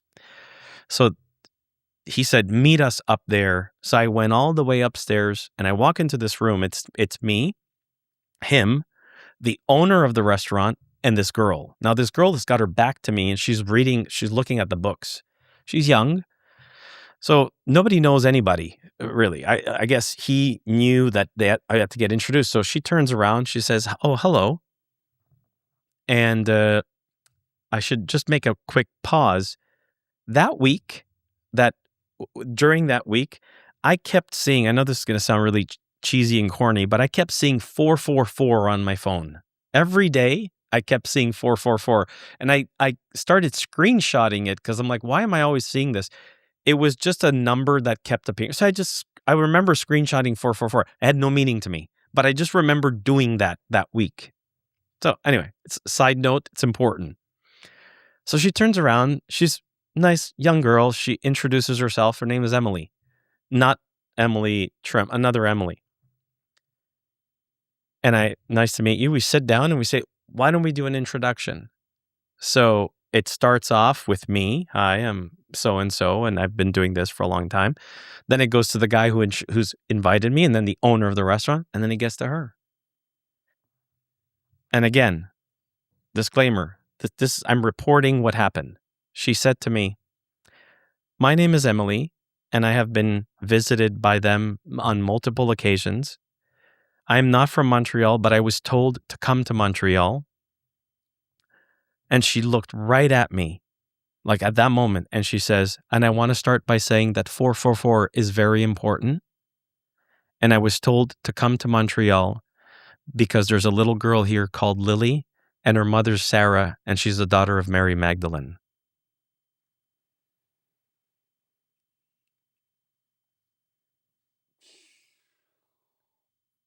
I swear that's what she said. And I'll never forget, I had tears in my eyes. And I was like, there was no way. And the guy who invited me, he looks at me and I said, guys, if you could just leave the room for a second. And she said, yes, please leave the room. And they left the room and it was just me and her. And she looked at me and she goes, you know her, don't you? Tell me you know her. I said, who are you? Like, I was so, like, it was such a weird thing. And I thought, who are you? Like, how do you know this? She goes, I knew you knew. I knew. You saw 444, right? And I said, what the fuck are you talking about? I cannot explain that, Chris. I have done hundreds, if not thousands, of reports of these things in my life. I've worked closely with Emily Trim, who was a witness at the Ariel Primary School. I know Liesl Field from Ariel Primary School. I now know Emily's brother Paul, who was also a witness. I've worked with abductees here in Quebec, multiple cases. I've met people from all over the world. I got trained by David Jacobs on abductions and encounters. I got trained by Donderi on how to speak the psychology, perceptive psychology of this phenomenon. I am extremely grounded. I do not mix religion with aliens. I try not to. I'm extremely Cartesian. How do you say that in English? But I'm very grounded and very methodical. I don't jump to conclusions. I hate jumping to conclusions. That's impossible. That was impossible. There's no way she could have known that. Unless it was a gigantic coordinated thing. For what? For what? Like, what's the end goal? Here, let's say they all coordinated. Let's say Sarah is friends with Emily, and let's say this guy who had called me is friends with, and they're all trying to like create some scam or some fake story. For what? What's the goal? What's the goal? Now, I can also confirm so right after this, I'm going to fast forward. I finally convince the mother of Lily to speak to me through that woman, the friend. Finally, this happened in 2015. I'll never forget. I think it was close to my birthday, so it was around this time. She finally accepts to talk to me on the phone, and I call her. She answers the phone. She speaks French, and we start talking. Now, again, it's really important. I did not relay this information to the cop. Her friend didn't know this whole thing with this other Emily. I'm not telling anybody. This is these are closed-knit circles here, okay? So the mother, I asked her, I said, look, I am really in an uncomfortable position here. I have to talk about your daughter, and I don't want to make you think that I want to know too much about your daughter, because I cannot even imagine how you must be suspicious of this stranger, this man who's asking you about your young daughter. It's 100% strange. So I understand if you don't want to talk about it, but I'm hoping that you can elaborate a little bit about why your friend says it's possible that she's not from here. And she says to me, I was brought onto a spaceship. I said, how do you know it was a spaceship? She says, I don't know, but I know it was a spaceship. It wasn't a place that I recognized from Earth. I was in a room with lots of women. It was a round room, and there were other women sitting in the room with me. And these women all looked like they were shut off. She said they didn't look like they were awake. Their eyes were open, but they looked like robots, like they were not activated. And she says, I met Jesus.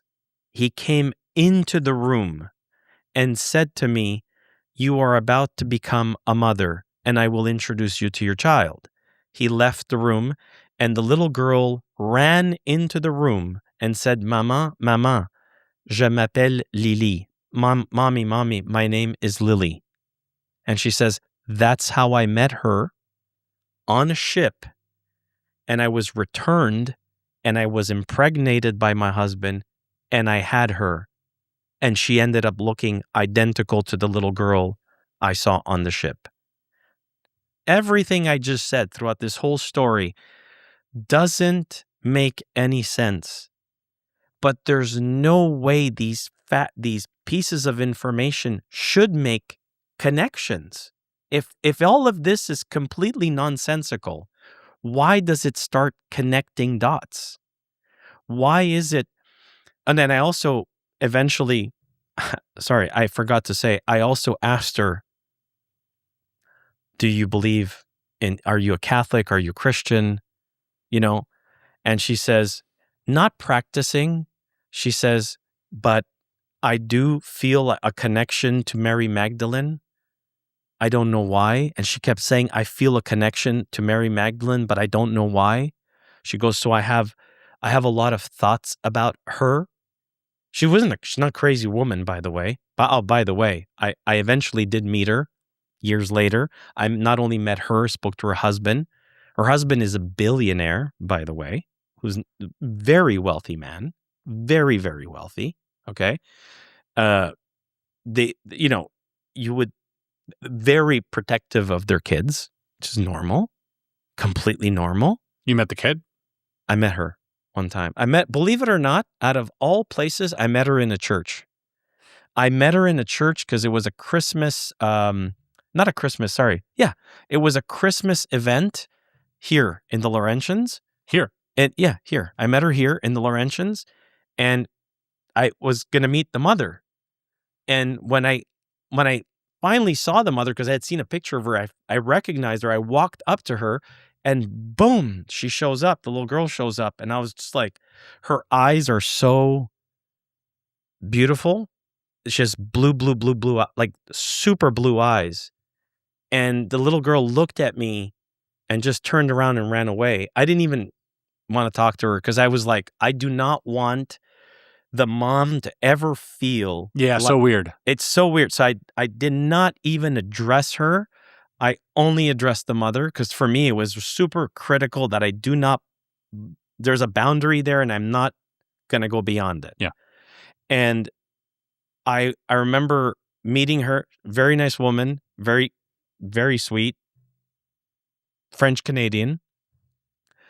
And ironically, she was born in and raised in the exact same place where Lisa was raised, which is very far away from here. Yeah, Lisa, whose mother was abducted.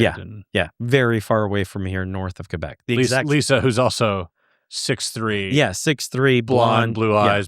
Yeah, bombshell of a woman. Absolutely. She doesn't. she had met Travis Walton. Travis said she looks identical to what he had seen. Exactly. Yeah. So this story of this little girl Lily, the story of Sarah. Now things obviously continued and progressed. I wanted to get to the bottom of it, and it's so interesting. And I'm going to say something else that again, it's crazy. When my father passed away, my dad died in 2008. And when my dad died, I had a dream of him. The night after he died, I dreamt of my dad. And I remember I was in my dream, I was sitting down on a chair and my legs were crossed. And I remember looking to my right and I saw somebody arriving here to my left, and I looked up and it was him. And he was in a suit, and he looked younger. He looked in great health. He looked incredible, but he gave me a look of it was a very meaningful look. He didn't look happy. He looked at me like my dad would have looked at me when I was younger, with basically saying, you still have a lot to learn. That was the look. That's what I got from his look, was there's still a lot you have to learn. So I stood up. I remember thinking, because in my dream, I knew he had died. So he's there. So I stood up, and on his left here, it was a piece of masking tape, this painter's tape, the beige painter's tape on his black suit. And it was a piece of masking tape, and it was written with a black marker 113.90. Chris, I went bananas after that dream trying to figure out what that was. I went absolutely fucking bananas. I wanted to know, what is 113.9 or 113.90? What is that?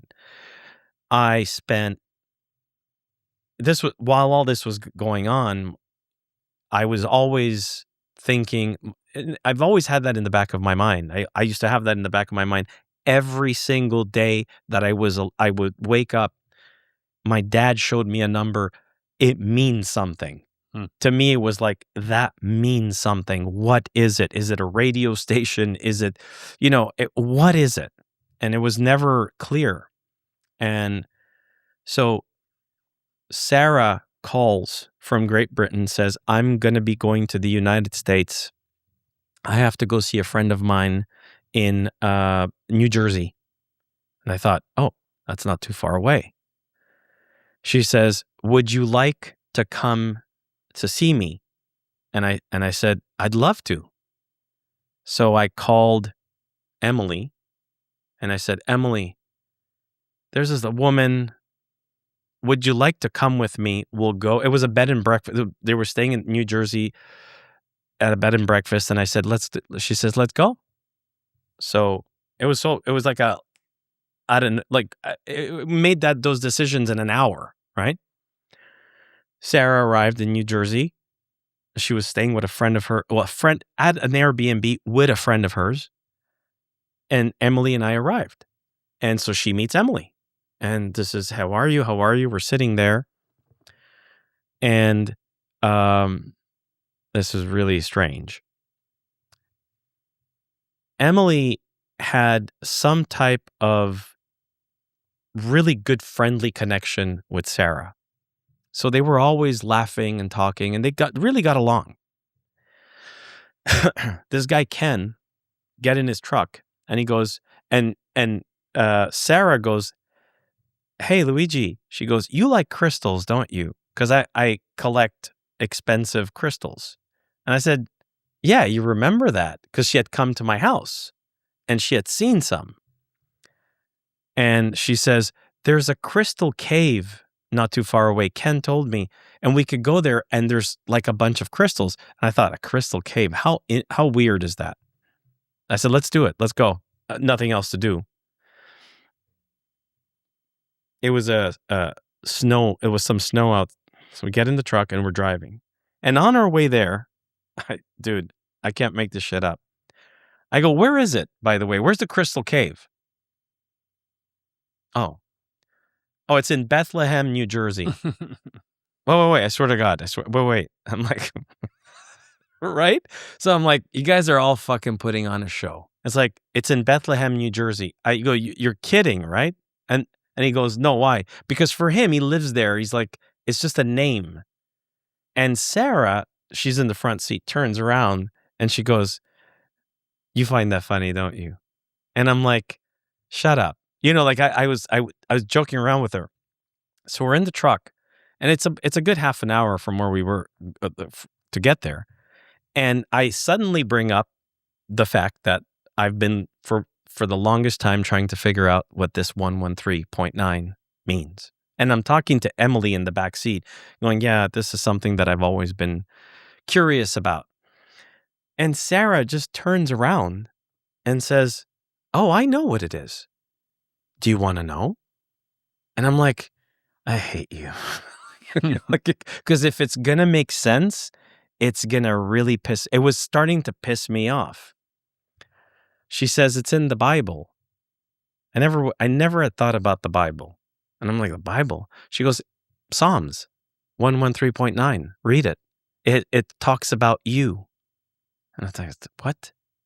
Like, everything was like, I'm in a dream. So I Googled it. Obviously, anybody could Google it.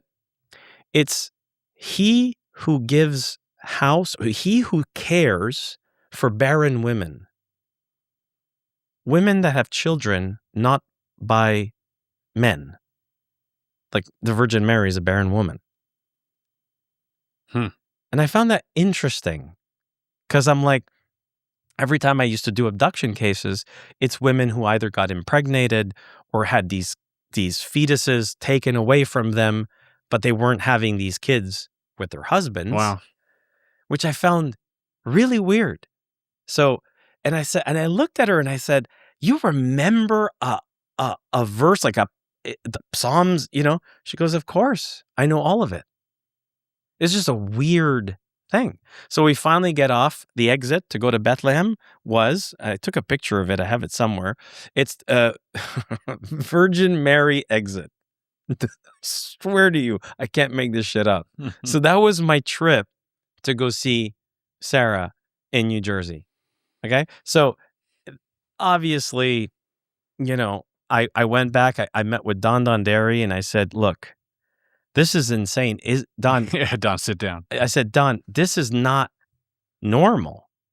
And he says, "You need to start writing all this down for real because there's always coincidences in life, but this seems like there's just too many." So I'd agree. So if you think about stories in all my career as investigating this phenomena, that is by far the one that had so many pieces that made no sense to me. But it doesn't end there. No, it doesn't. What happened to Sarah? Well, Sarah is gone. I was in communication. So she went back to Great Britain. She lived on Holy Island. It's a place called Holy Island in Great Britain. Go figure. Yeah. Isn't that crazy? And I was in communication with her almost every 3-4 days. We would talk. We would at least write each other, call each other, whatever. And about maybe a month or two before I lost complete contact with her, I had a weird dream. I thought it was a dream. And apparently in the night, I wrote gibberish on a text message to her and I sent her the text. The next morning she wrote me, she says, "What the hell did you write me?" And I said, I never wrote you. She goes, "Go look at your text." And I look at the text and it was, you know, when you send like it was just me pressing anything. And I sent it to her in the middle of the night. I don't know why I did that. It was just a weird thing that happened. And I thought, oh, I must have, I don't know why, maybe I hit a button or something, but it's like a long text like that. And it was just anything. There was no spaces. It was just letters, a lot of letters. And she said, "I don't feel safe anymore. I don't know what will happen with everything that's happened." She goes, "I'm very sad about that I never got to meet Lily because regardless of the fact that we did connect with the mom hadn't wanted nothing to do with that." And I completely understand that. And so did Sarah, by the way. Yeah. So did Sarah. So she was never angry. She was just sad that it never happened. She never got angry. And there was somebody, I remember Emily, the Emily that became friends with us, this girl that had been abducted, and Emily Trim. We were all hanging out together.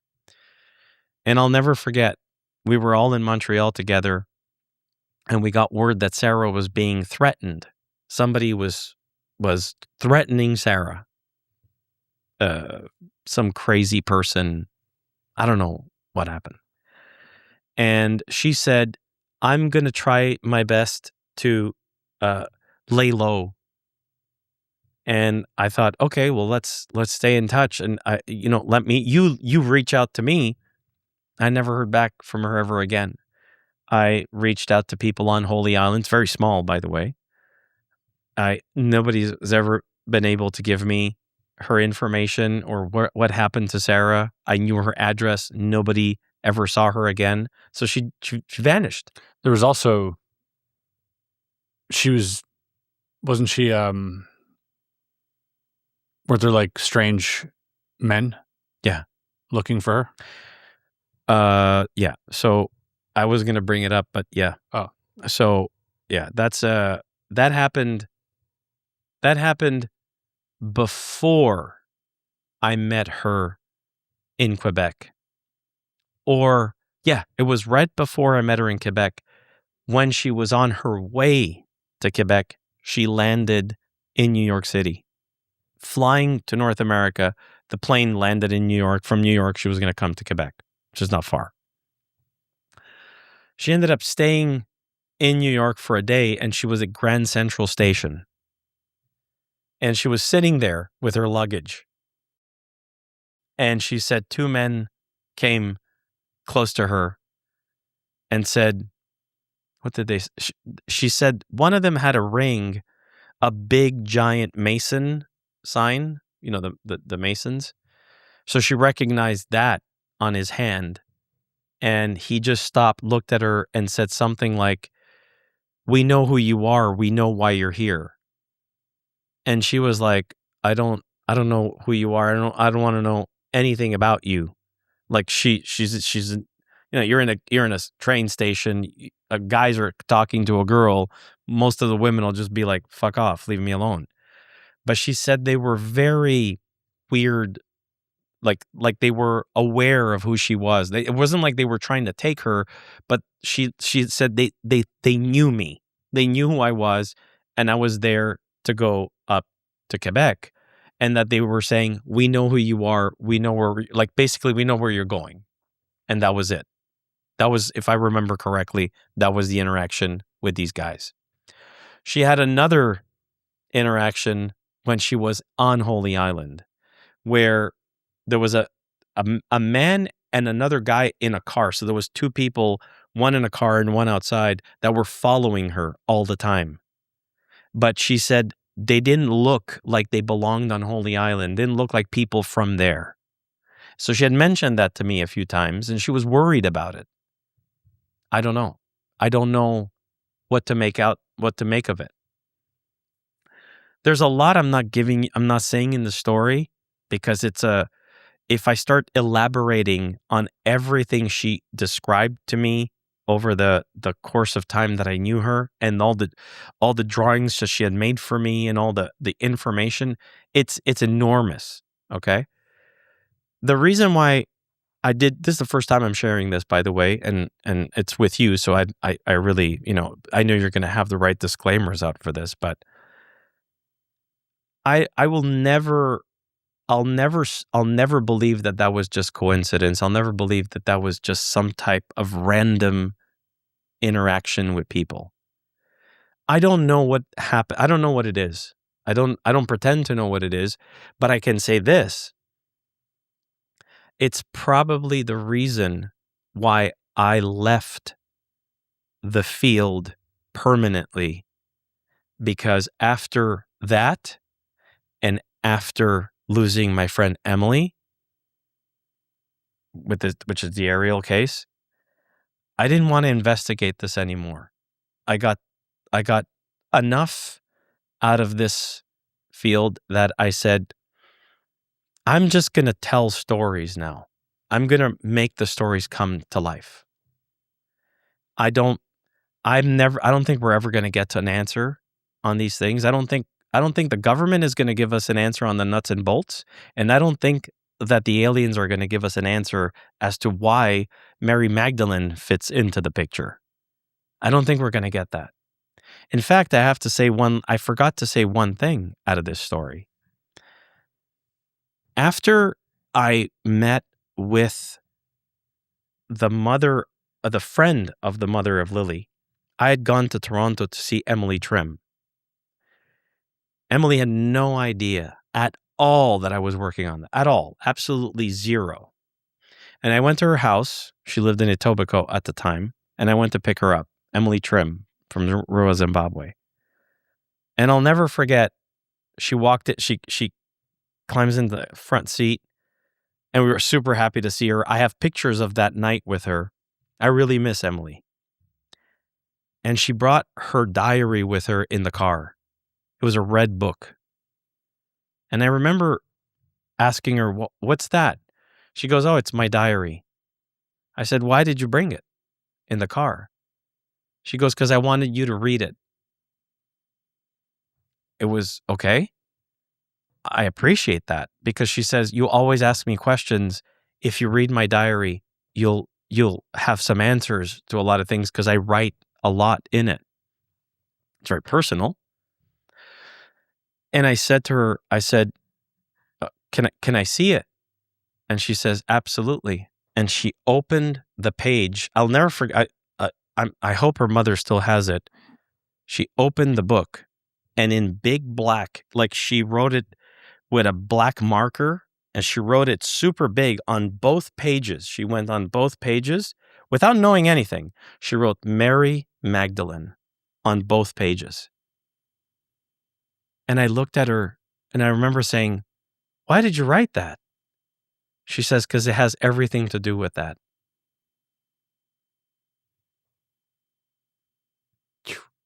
So it's like some Da Vinci Code.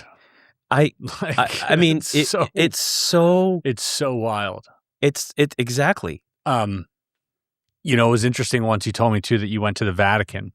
Yeah. And the picture you took. Yes. I thought that was just such an interesting, extra connection that you could never have made. In 2015, I went to the Vatican with Sarah. And that's where you're originally from, too. Yeah. This is from Italy, from Rome, yeah. Your mom's from Italy. I used to go to the Vatican on Sundays. Yeah. Okay? Like, that was my grandfather would take me to church on Sunday. It would be the Vatican. Yeah. Okay? So I was familiar with the Vatican. And I wanted to go back because it's beautiful, regardless of whether we practice or not, and regardless of the fact that I don't agree that they should have gold ceilings at the Vatican, okay? There's a lot of people that could benefit from that, but it's still beautiful. So I went to the Vatican in 2015. There's a section that is no longer accessible to the public. I went back in 2019, and they've closed it off. It's no longer they made a wall. You can't even see where I'm talking about now. And on the left side, if you go into the basilica, on the left side, you have to walk a while. It used to be a place where they had it corded off. There these those like little red ropes and stuff. But you can go. You have to wait. And there was a section. There's all these guards. The guards are dressed in black suits. They look like the men in black. And in the Vatican, everybody's dressed in a black suit. And the men in black are at the Vatican. I'm kidding. So wouldn't surprise me. It wouldn't surprise me either. But they're all there, and it says no photo about 100 times, like 100 places. Like if you don't understand that, you're insane, because they repeat it to you so many times before you go to that area. So, and then they're also telling you, they're not only it's written, but they're also saying no photo, no photo. Like they go right in your face. So, okay, I get it. No photo. So it's an area, and I'll share the picture so you could put it up. And there's there's an altar. It's a small altar. There's chairs. And there's a gold, I don't know if you want to call it like a container or something. It's a pretty big one. And inside there's the bones of one of the apostles. Okay? And right on the wall, there's a painting of Jesus Christ holding a baby and a bouquet of lily flowers. And there's a halo around over the head around the head of Jesus and on the head of the child. In Christianity, have everybody verify this, a halo above everybody's heads, like the saints and all these people, is yellow. The only person who has a white halo is Jesus Christ. He and the child had a white halo. What did the child look like? It looked like Lily. Okay. And I asked the guard there, I said, in Italian, I said, "Who's the baby?" And the guard looked at me and he says, "It's not a baby." I said, "Well, who's the child?" "It's not a child." Like it's not a child. Like he knew, like it's not a child. And I said, in Italian, I said, "Well, what is it?" He says, "Just a representation of hope. Keep walking." Like in a very rude way. So I took a picture when they said not to. Because why would you paint a child in Jesus's arms, and make that a representation of hope? Why would you do that? What told you that that's what that is? And what do the lilies signify? And why at that specific location in the church were there so many guards and no pictures allowed? I snuck a picture with my phone. It's not like I took my camera. I took a picture because don't ever tell me not to take a picture because I'm going to take a picture. That's just the way I am. So, but it meant something to me. And the fact that it has the little kid has a white halo, it means something, especially in Christianity. A white halo is only supposed to be for Jesus. Have you looked into what the lily could signify? I remembered I did. I'm trying to remember, but not there. It is repeated. Should we look it up real quick? Sure, look it up. I'd be interested right now. Absolutely. I mean, it's got. I don't have my phone here with me, so. The lily flowers. It's a really interesting. In Christianity, okay. We'll see here. Powerful symbol in Christianity, tied to purity, innocence, and divine grace. The white lily, especially the Madonna lily. Madonna. Isn't that interesting? Yeah. Is strongly associated with purity, which is why it's often linked to Virgin Mary. In religious art, it reinforces her sinless and immaculate nature. In depictions of the Annunciation, the angel Gabriel is often shown holding a lily when he appears to Mary. The flower symbolizes the purity of Christ's conception. 3, the resurrection and hope. The Easter lily is widely used in churches during Easter. Its trumpet shape and bright white color symbolize the resurrection of Jesus, new life and spiritual birth. And 4, holiness and divine beauty. Lily imagery is sometimes connected to teachings of Jesus Christ. For example, when he speaks about the lilies of the field, Matthew 6:28, highlighting God's provision and natural beauty without human striving. So purity and divine favor, resurrection, spiritual beauty. Interesting. It is. I mean, it is. If you were looking for a rabbit hole, you found one. Like that is the ultimate rabbit hole. It is this is very Da Vinci Code-esque. I will say. Absolutely. And that's why I became such a big part of my life at that time. Yeah. And it was also, I'm going to say this and get grabbed for it, but I don't think I could ever have beaten that as a case. Yeah. So I stopped. Yeah. I just walked away and I thought, if ever there's something to this, if there is something to this, if there is, which possible, then we are not just dealing with some type of extraterrestrial faction or some extraterrestrial civilization. There's something that is integrally related to our belief systems, to our maybe they created a belief system, maybe they're integral to it, maybe there's something else that we need to be unafraid of talking about in order to connect the dots. Maybe that's why religion is kept so far away from this research, because if you do, you start becoming criticized the same way I used to get criticized in the 80s. If we both of us, you're very become prominent person in this, and I just made a film now, but other than that, I'm no longer as active as I used to be. And if you and I were starting to go do talks and we start talking about Jesus and aliens in the same talk, we're going to go from here to here real fast, no matter how open the conversation is and no matter how less judgmental society has become. that's kind of there's a taboo. There's a taboo. And especially, and like, I'm pretty agnostic when it comes to this stuff. Like, and I know you are pretty much as well. Yeah, like, it's absolutely. It's more of like the I don't know. And I'm happy to just listen. Yeah. But tying this back to Bob Lazar, there's also a Jesus connection there. It's crazy. Exactly. Which is wild. The blue documents, he read that Jesus was some type of hybrid or something. Absolutely. And we had a conversation about that. He absolutely did not want me to put any of that in the film, because in the story of Bob Lazar, Bob was given access to a bunch of folders that were inside the briefing room, and there was a file in there this thick on religion.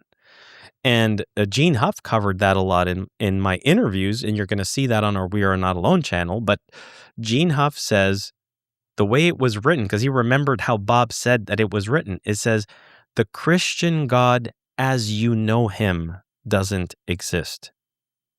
Not that the Christian God doesn't exist. The Christian God as you know him. Yeah. Those words are important. Yeah. That's how it was written. Now, is that all fake? Is that all, some information to derail the story of Bob Lazar, to derail him, make him believe all sorts of, very possible. That's why we didn't put it in there. Bob said, don't put any of this stuff in there. Maybe it's all bullshit. Yeah. And so on. And so I was very careful about that. Gene Huff keeps talking about it. Yeah, though. It's different if Bob was like introduced to a guy claiming to be Jesus.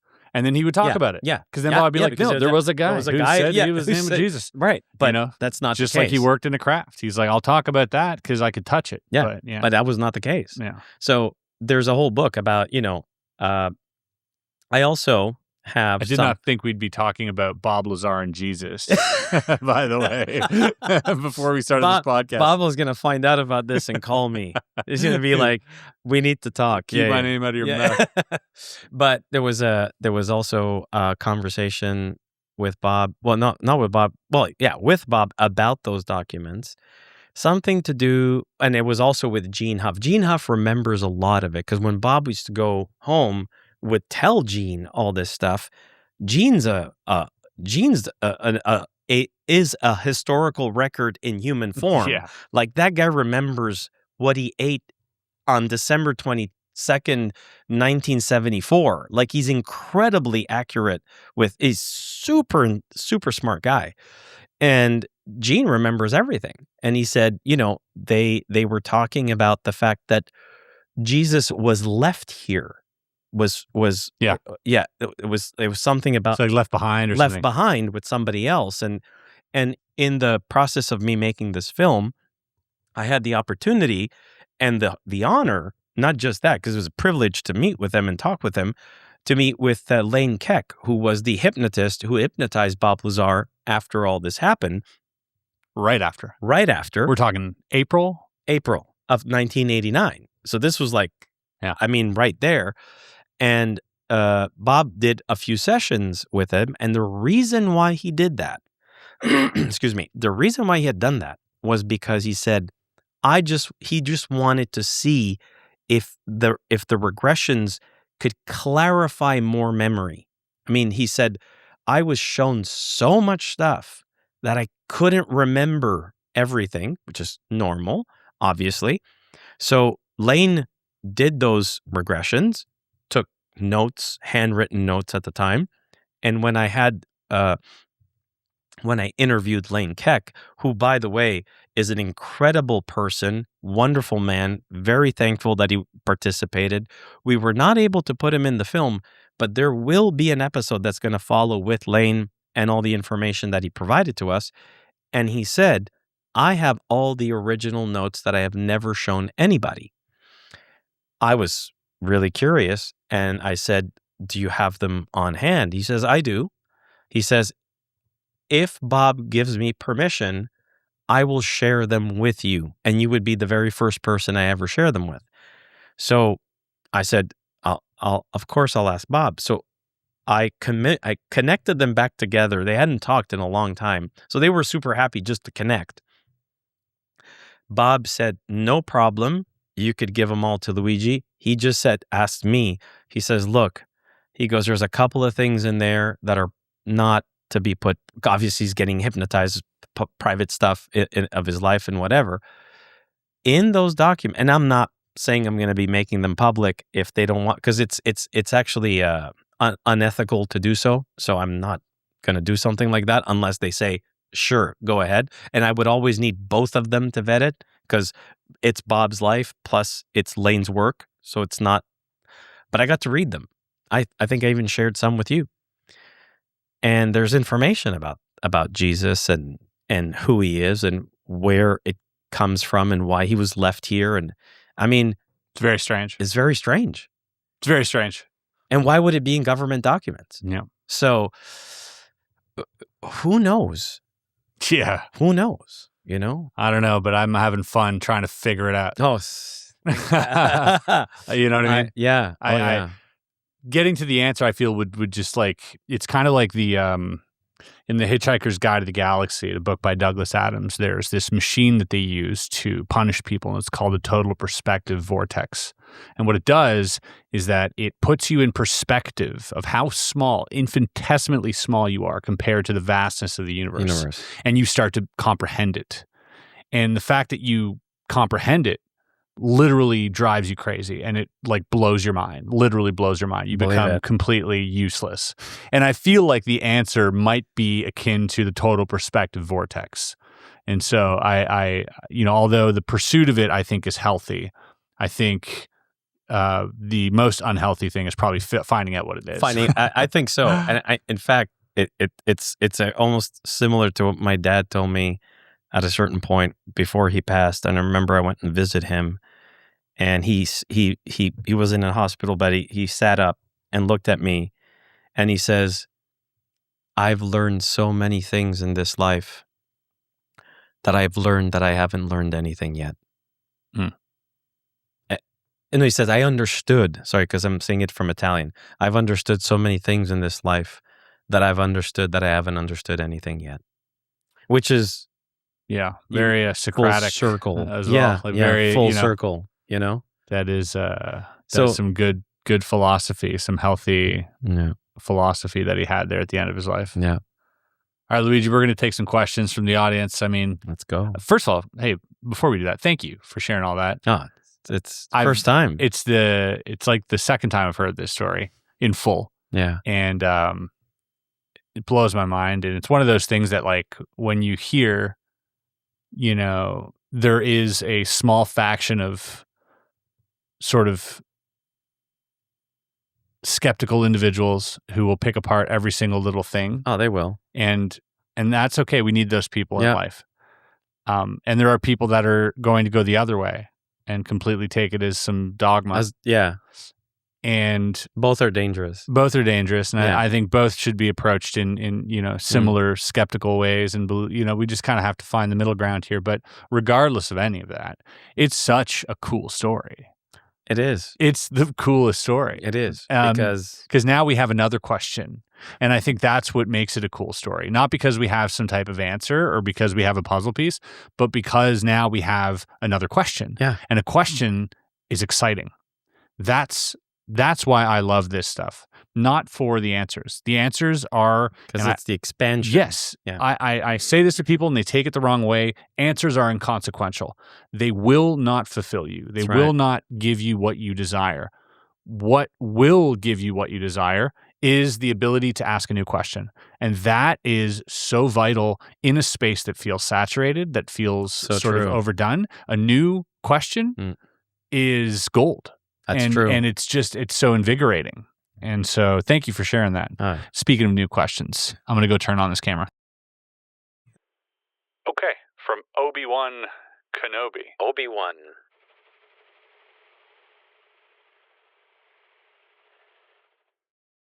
Is there a lesser-known UFO/abduction case that you feel has been overlooked or is worthy of greater scrutiny? It's a good question. Mm-hmm. Do you feel like there's one that the public eye might be aware of? I think, abduction, I know that you're a big fan of the Gulf Breeze stuff.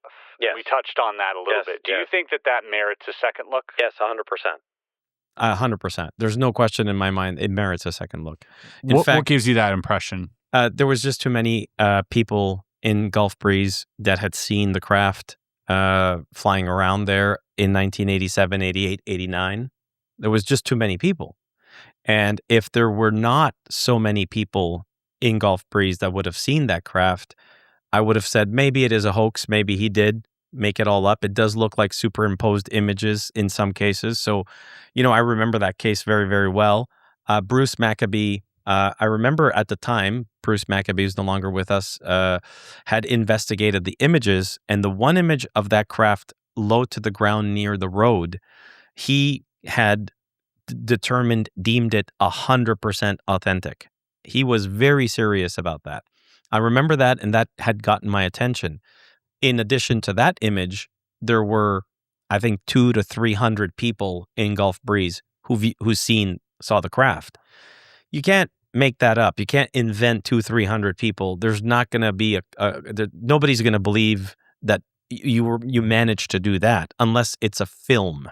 Okay, unless you're filming and they're all actors and they all got paid and they're non-disclosure agreements, and I mean that's not what happened. There's also video. There is. I have one. There's but there's also daytime video. Oh yeah. But I have one video, the original, the nighttime one. I saw that one. It's solid. Yeah, it's a solid video. It is solid, and the daytime one too, of the one just taken off. Absolutely, that one.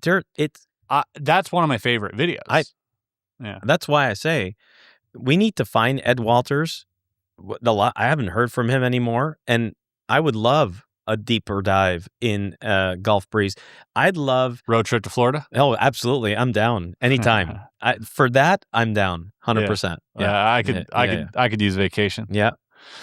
All right, here. Oh, this is okay. It's a good question.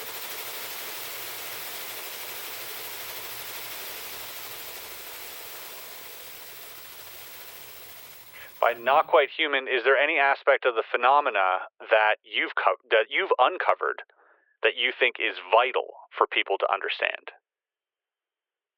Any aspect of the phenomenon that you've uncovered that you think is vital for people to understand? Yes.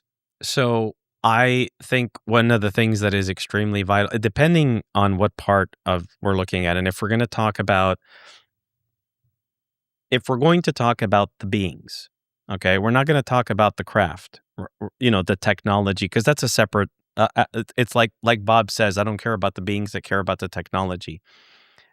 I care about the beings. The technology is absolutely incredible, but I care about the beings. And to me we have to, every single time we hear anyone talking about this phenomena, as far as who is this, okay? And, we also hear it from the vice president, says maybe they're demons, or we're hearing all sorts of things. This is not one species. This is not one type. So if there's one thing that I remembered when I left all this, and I said, there will be no answers. Not because it's hard to get an answer. It's because we can't even get an answer out of humans. Imagine one species has multiple agendas. Now imagine multiple species with multiple agendas. And there's some of these species that have technology that render them independent of all authority. Never forget that. If they can bend space, time, and gravity, they are no longer relying on an authority. They can do whatever they want. It is literally the power of the universe in your hand. So we should never forget that not only are we not alone, but there's a lot out there, and they're not all the same. Yeah. I think Linda Moulton Howe touched on this once, and I thought it was a really interesting concept, but she said that,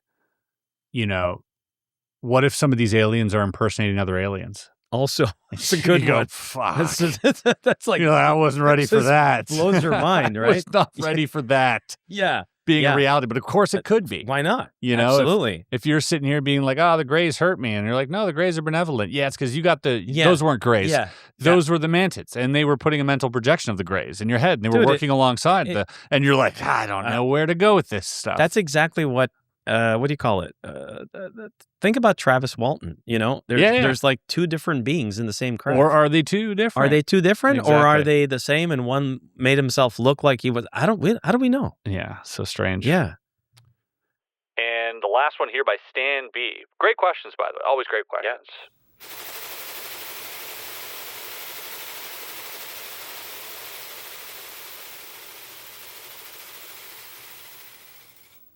Does MUFON get told to keep certain cases quiet if they could be revealing secret military craft? Well, I will say, public, like the right answer is no. Okay. And I'm pretty sure that 99% of MUFON people, individuals at the head office and around all of the MUFON offices around the world would say no. But when I was there, I had a bad feeling about certain people that were in charge at MUFON at the time. And I did not trust them at all. And my sixth sense ended up being pretty accurate. So, yeah, I would be very cautious with any organization that is in charge of getting all information on UFOs or flying saucers or aliens or anything like that. To me, that's like that's 100%. Where if I were it's a funnel. It's a funnel. If I was the intelligence community, I would 100% infiltrate that.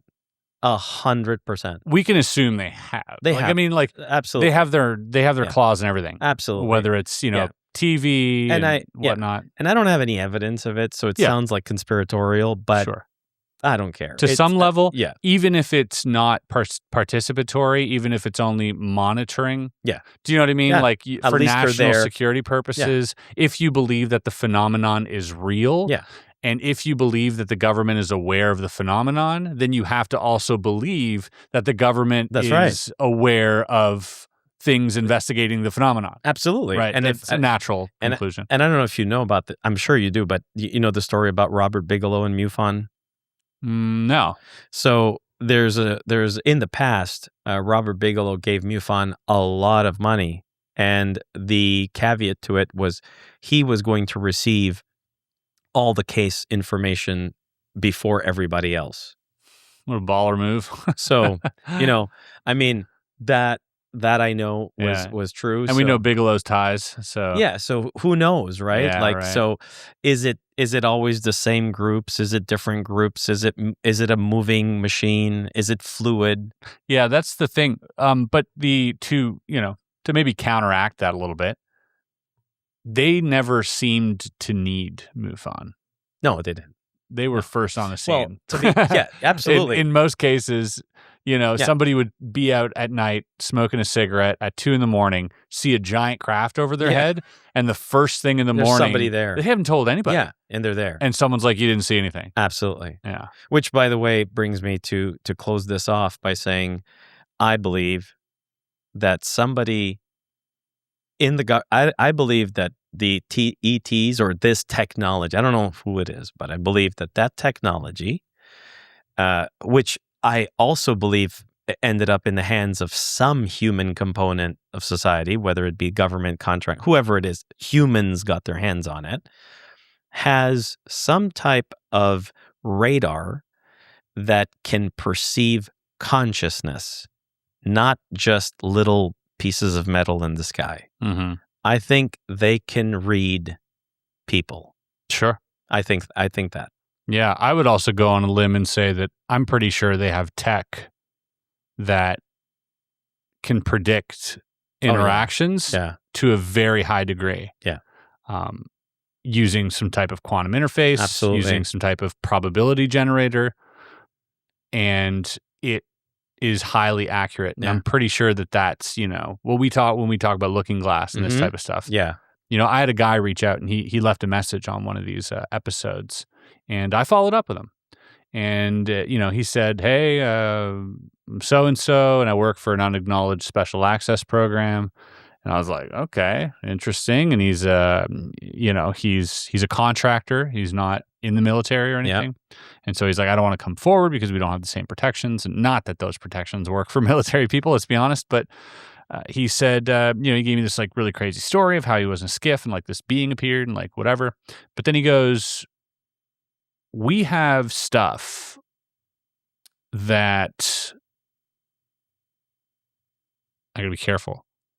And I'm pretty sure he told me things that, like, because I told him, by the way, I was like, please do not tell me anything you're not allowed to tell me. Right. I don't want to be in trouble. Right. I don't want you to be in trouble. Right. And let's just keep everything overboard. Absolutely. Here. And I was very, very, because the last thing I want to do again is be a target 100% for national security and end up like one of these scientists. You know what I mean? Like, why? Yeah. So I want to do it in the way that actually helps people. So I said, can you please just tell me in the best way that you can without giving anything away that would like give you away or give away the project or what you guys are doing? And he goes, yeah. And this is what he told me. He goes, the systems that we have, he goes, I think are of non-human origin. And I go, why do you think that? Like, why do you, what makes you so, convinced of that? And he says, they're predictive. He goes, we were aware of like an incursion from an enemy before 3 hours before. And this is before the enemy even knew that they were going to go. Yeah.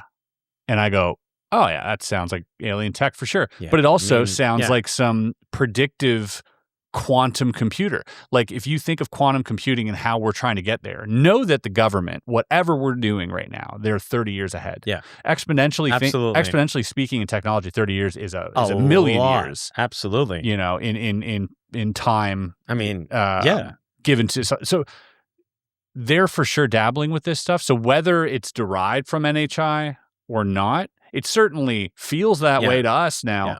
You know, so I do think that, they have something. I will say this to that, specifically about that, which could be something maybe related to Looking Glass and that he figured something out. But if you think about it, and I was even saying this on Rogan when I was on the show, and I'm going to go into a little bit more detail here, but if you have a computer system, the computer system, whether it's a quantum computer or not, it is computing.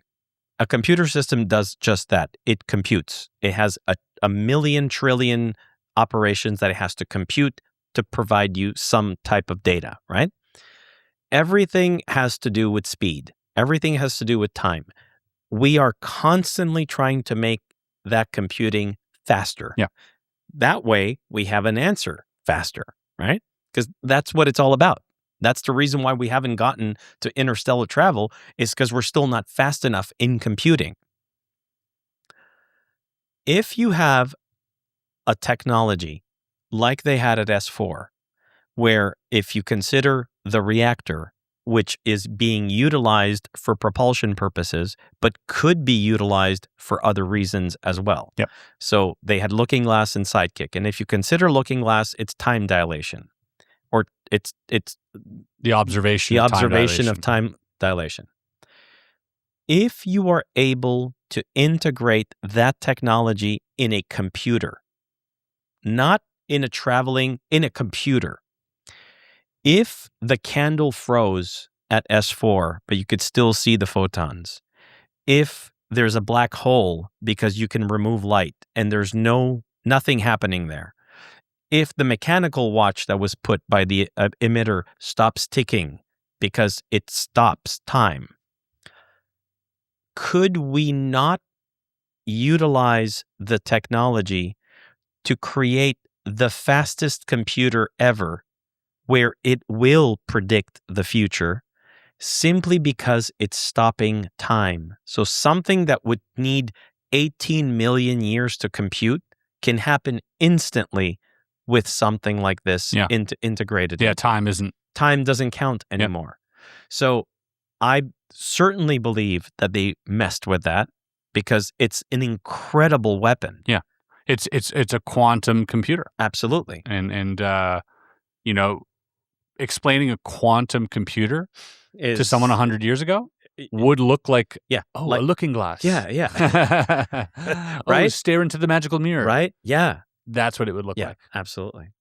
All right, Luigi Vendittelli, thank you so much. Also, I want to do something. Let me know if this is okay. I thought maybe we do like a giveaway or something. Sure. For let's do it. For some of the people listening, some of the members here, because, you guys are always chiming in, and I want to give you guys an opportunity. So what do you say, like, you got some posters? Absolutely. We'll give posters. Okay. Yeah. So if you guys want to... Oh, timing.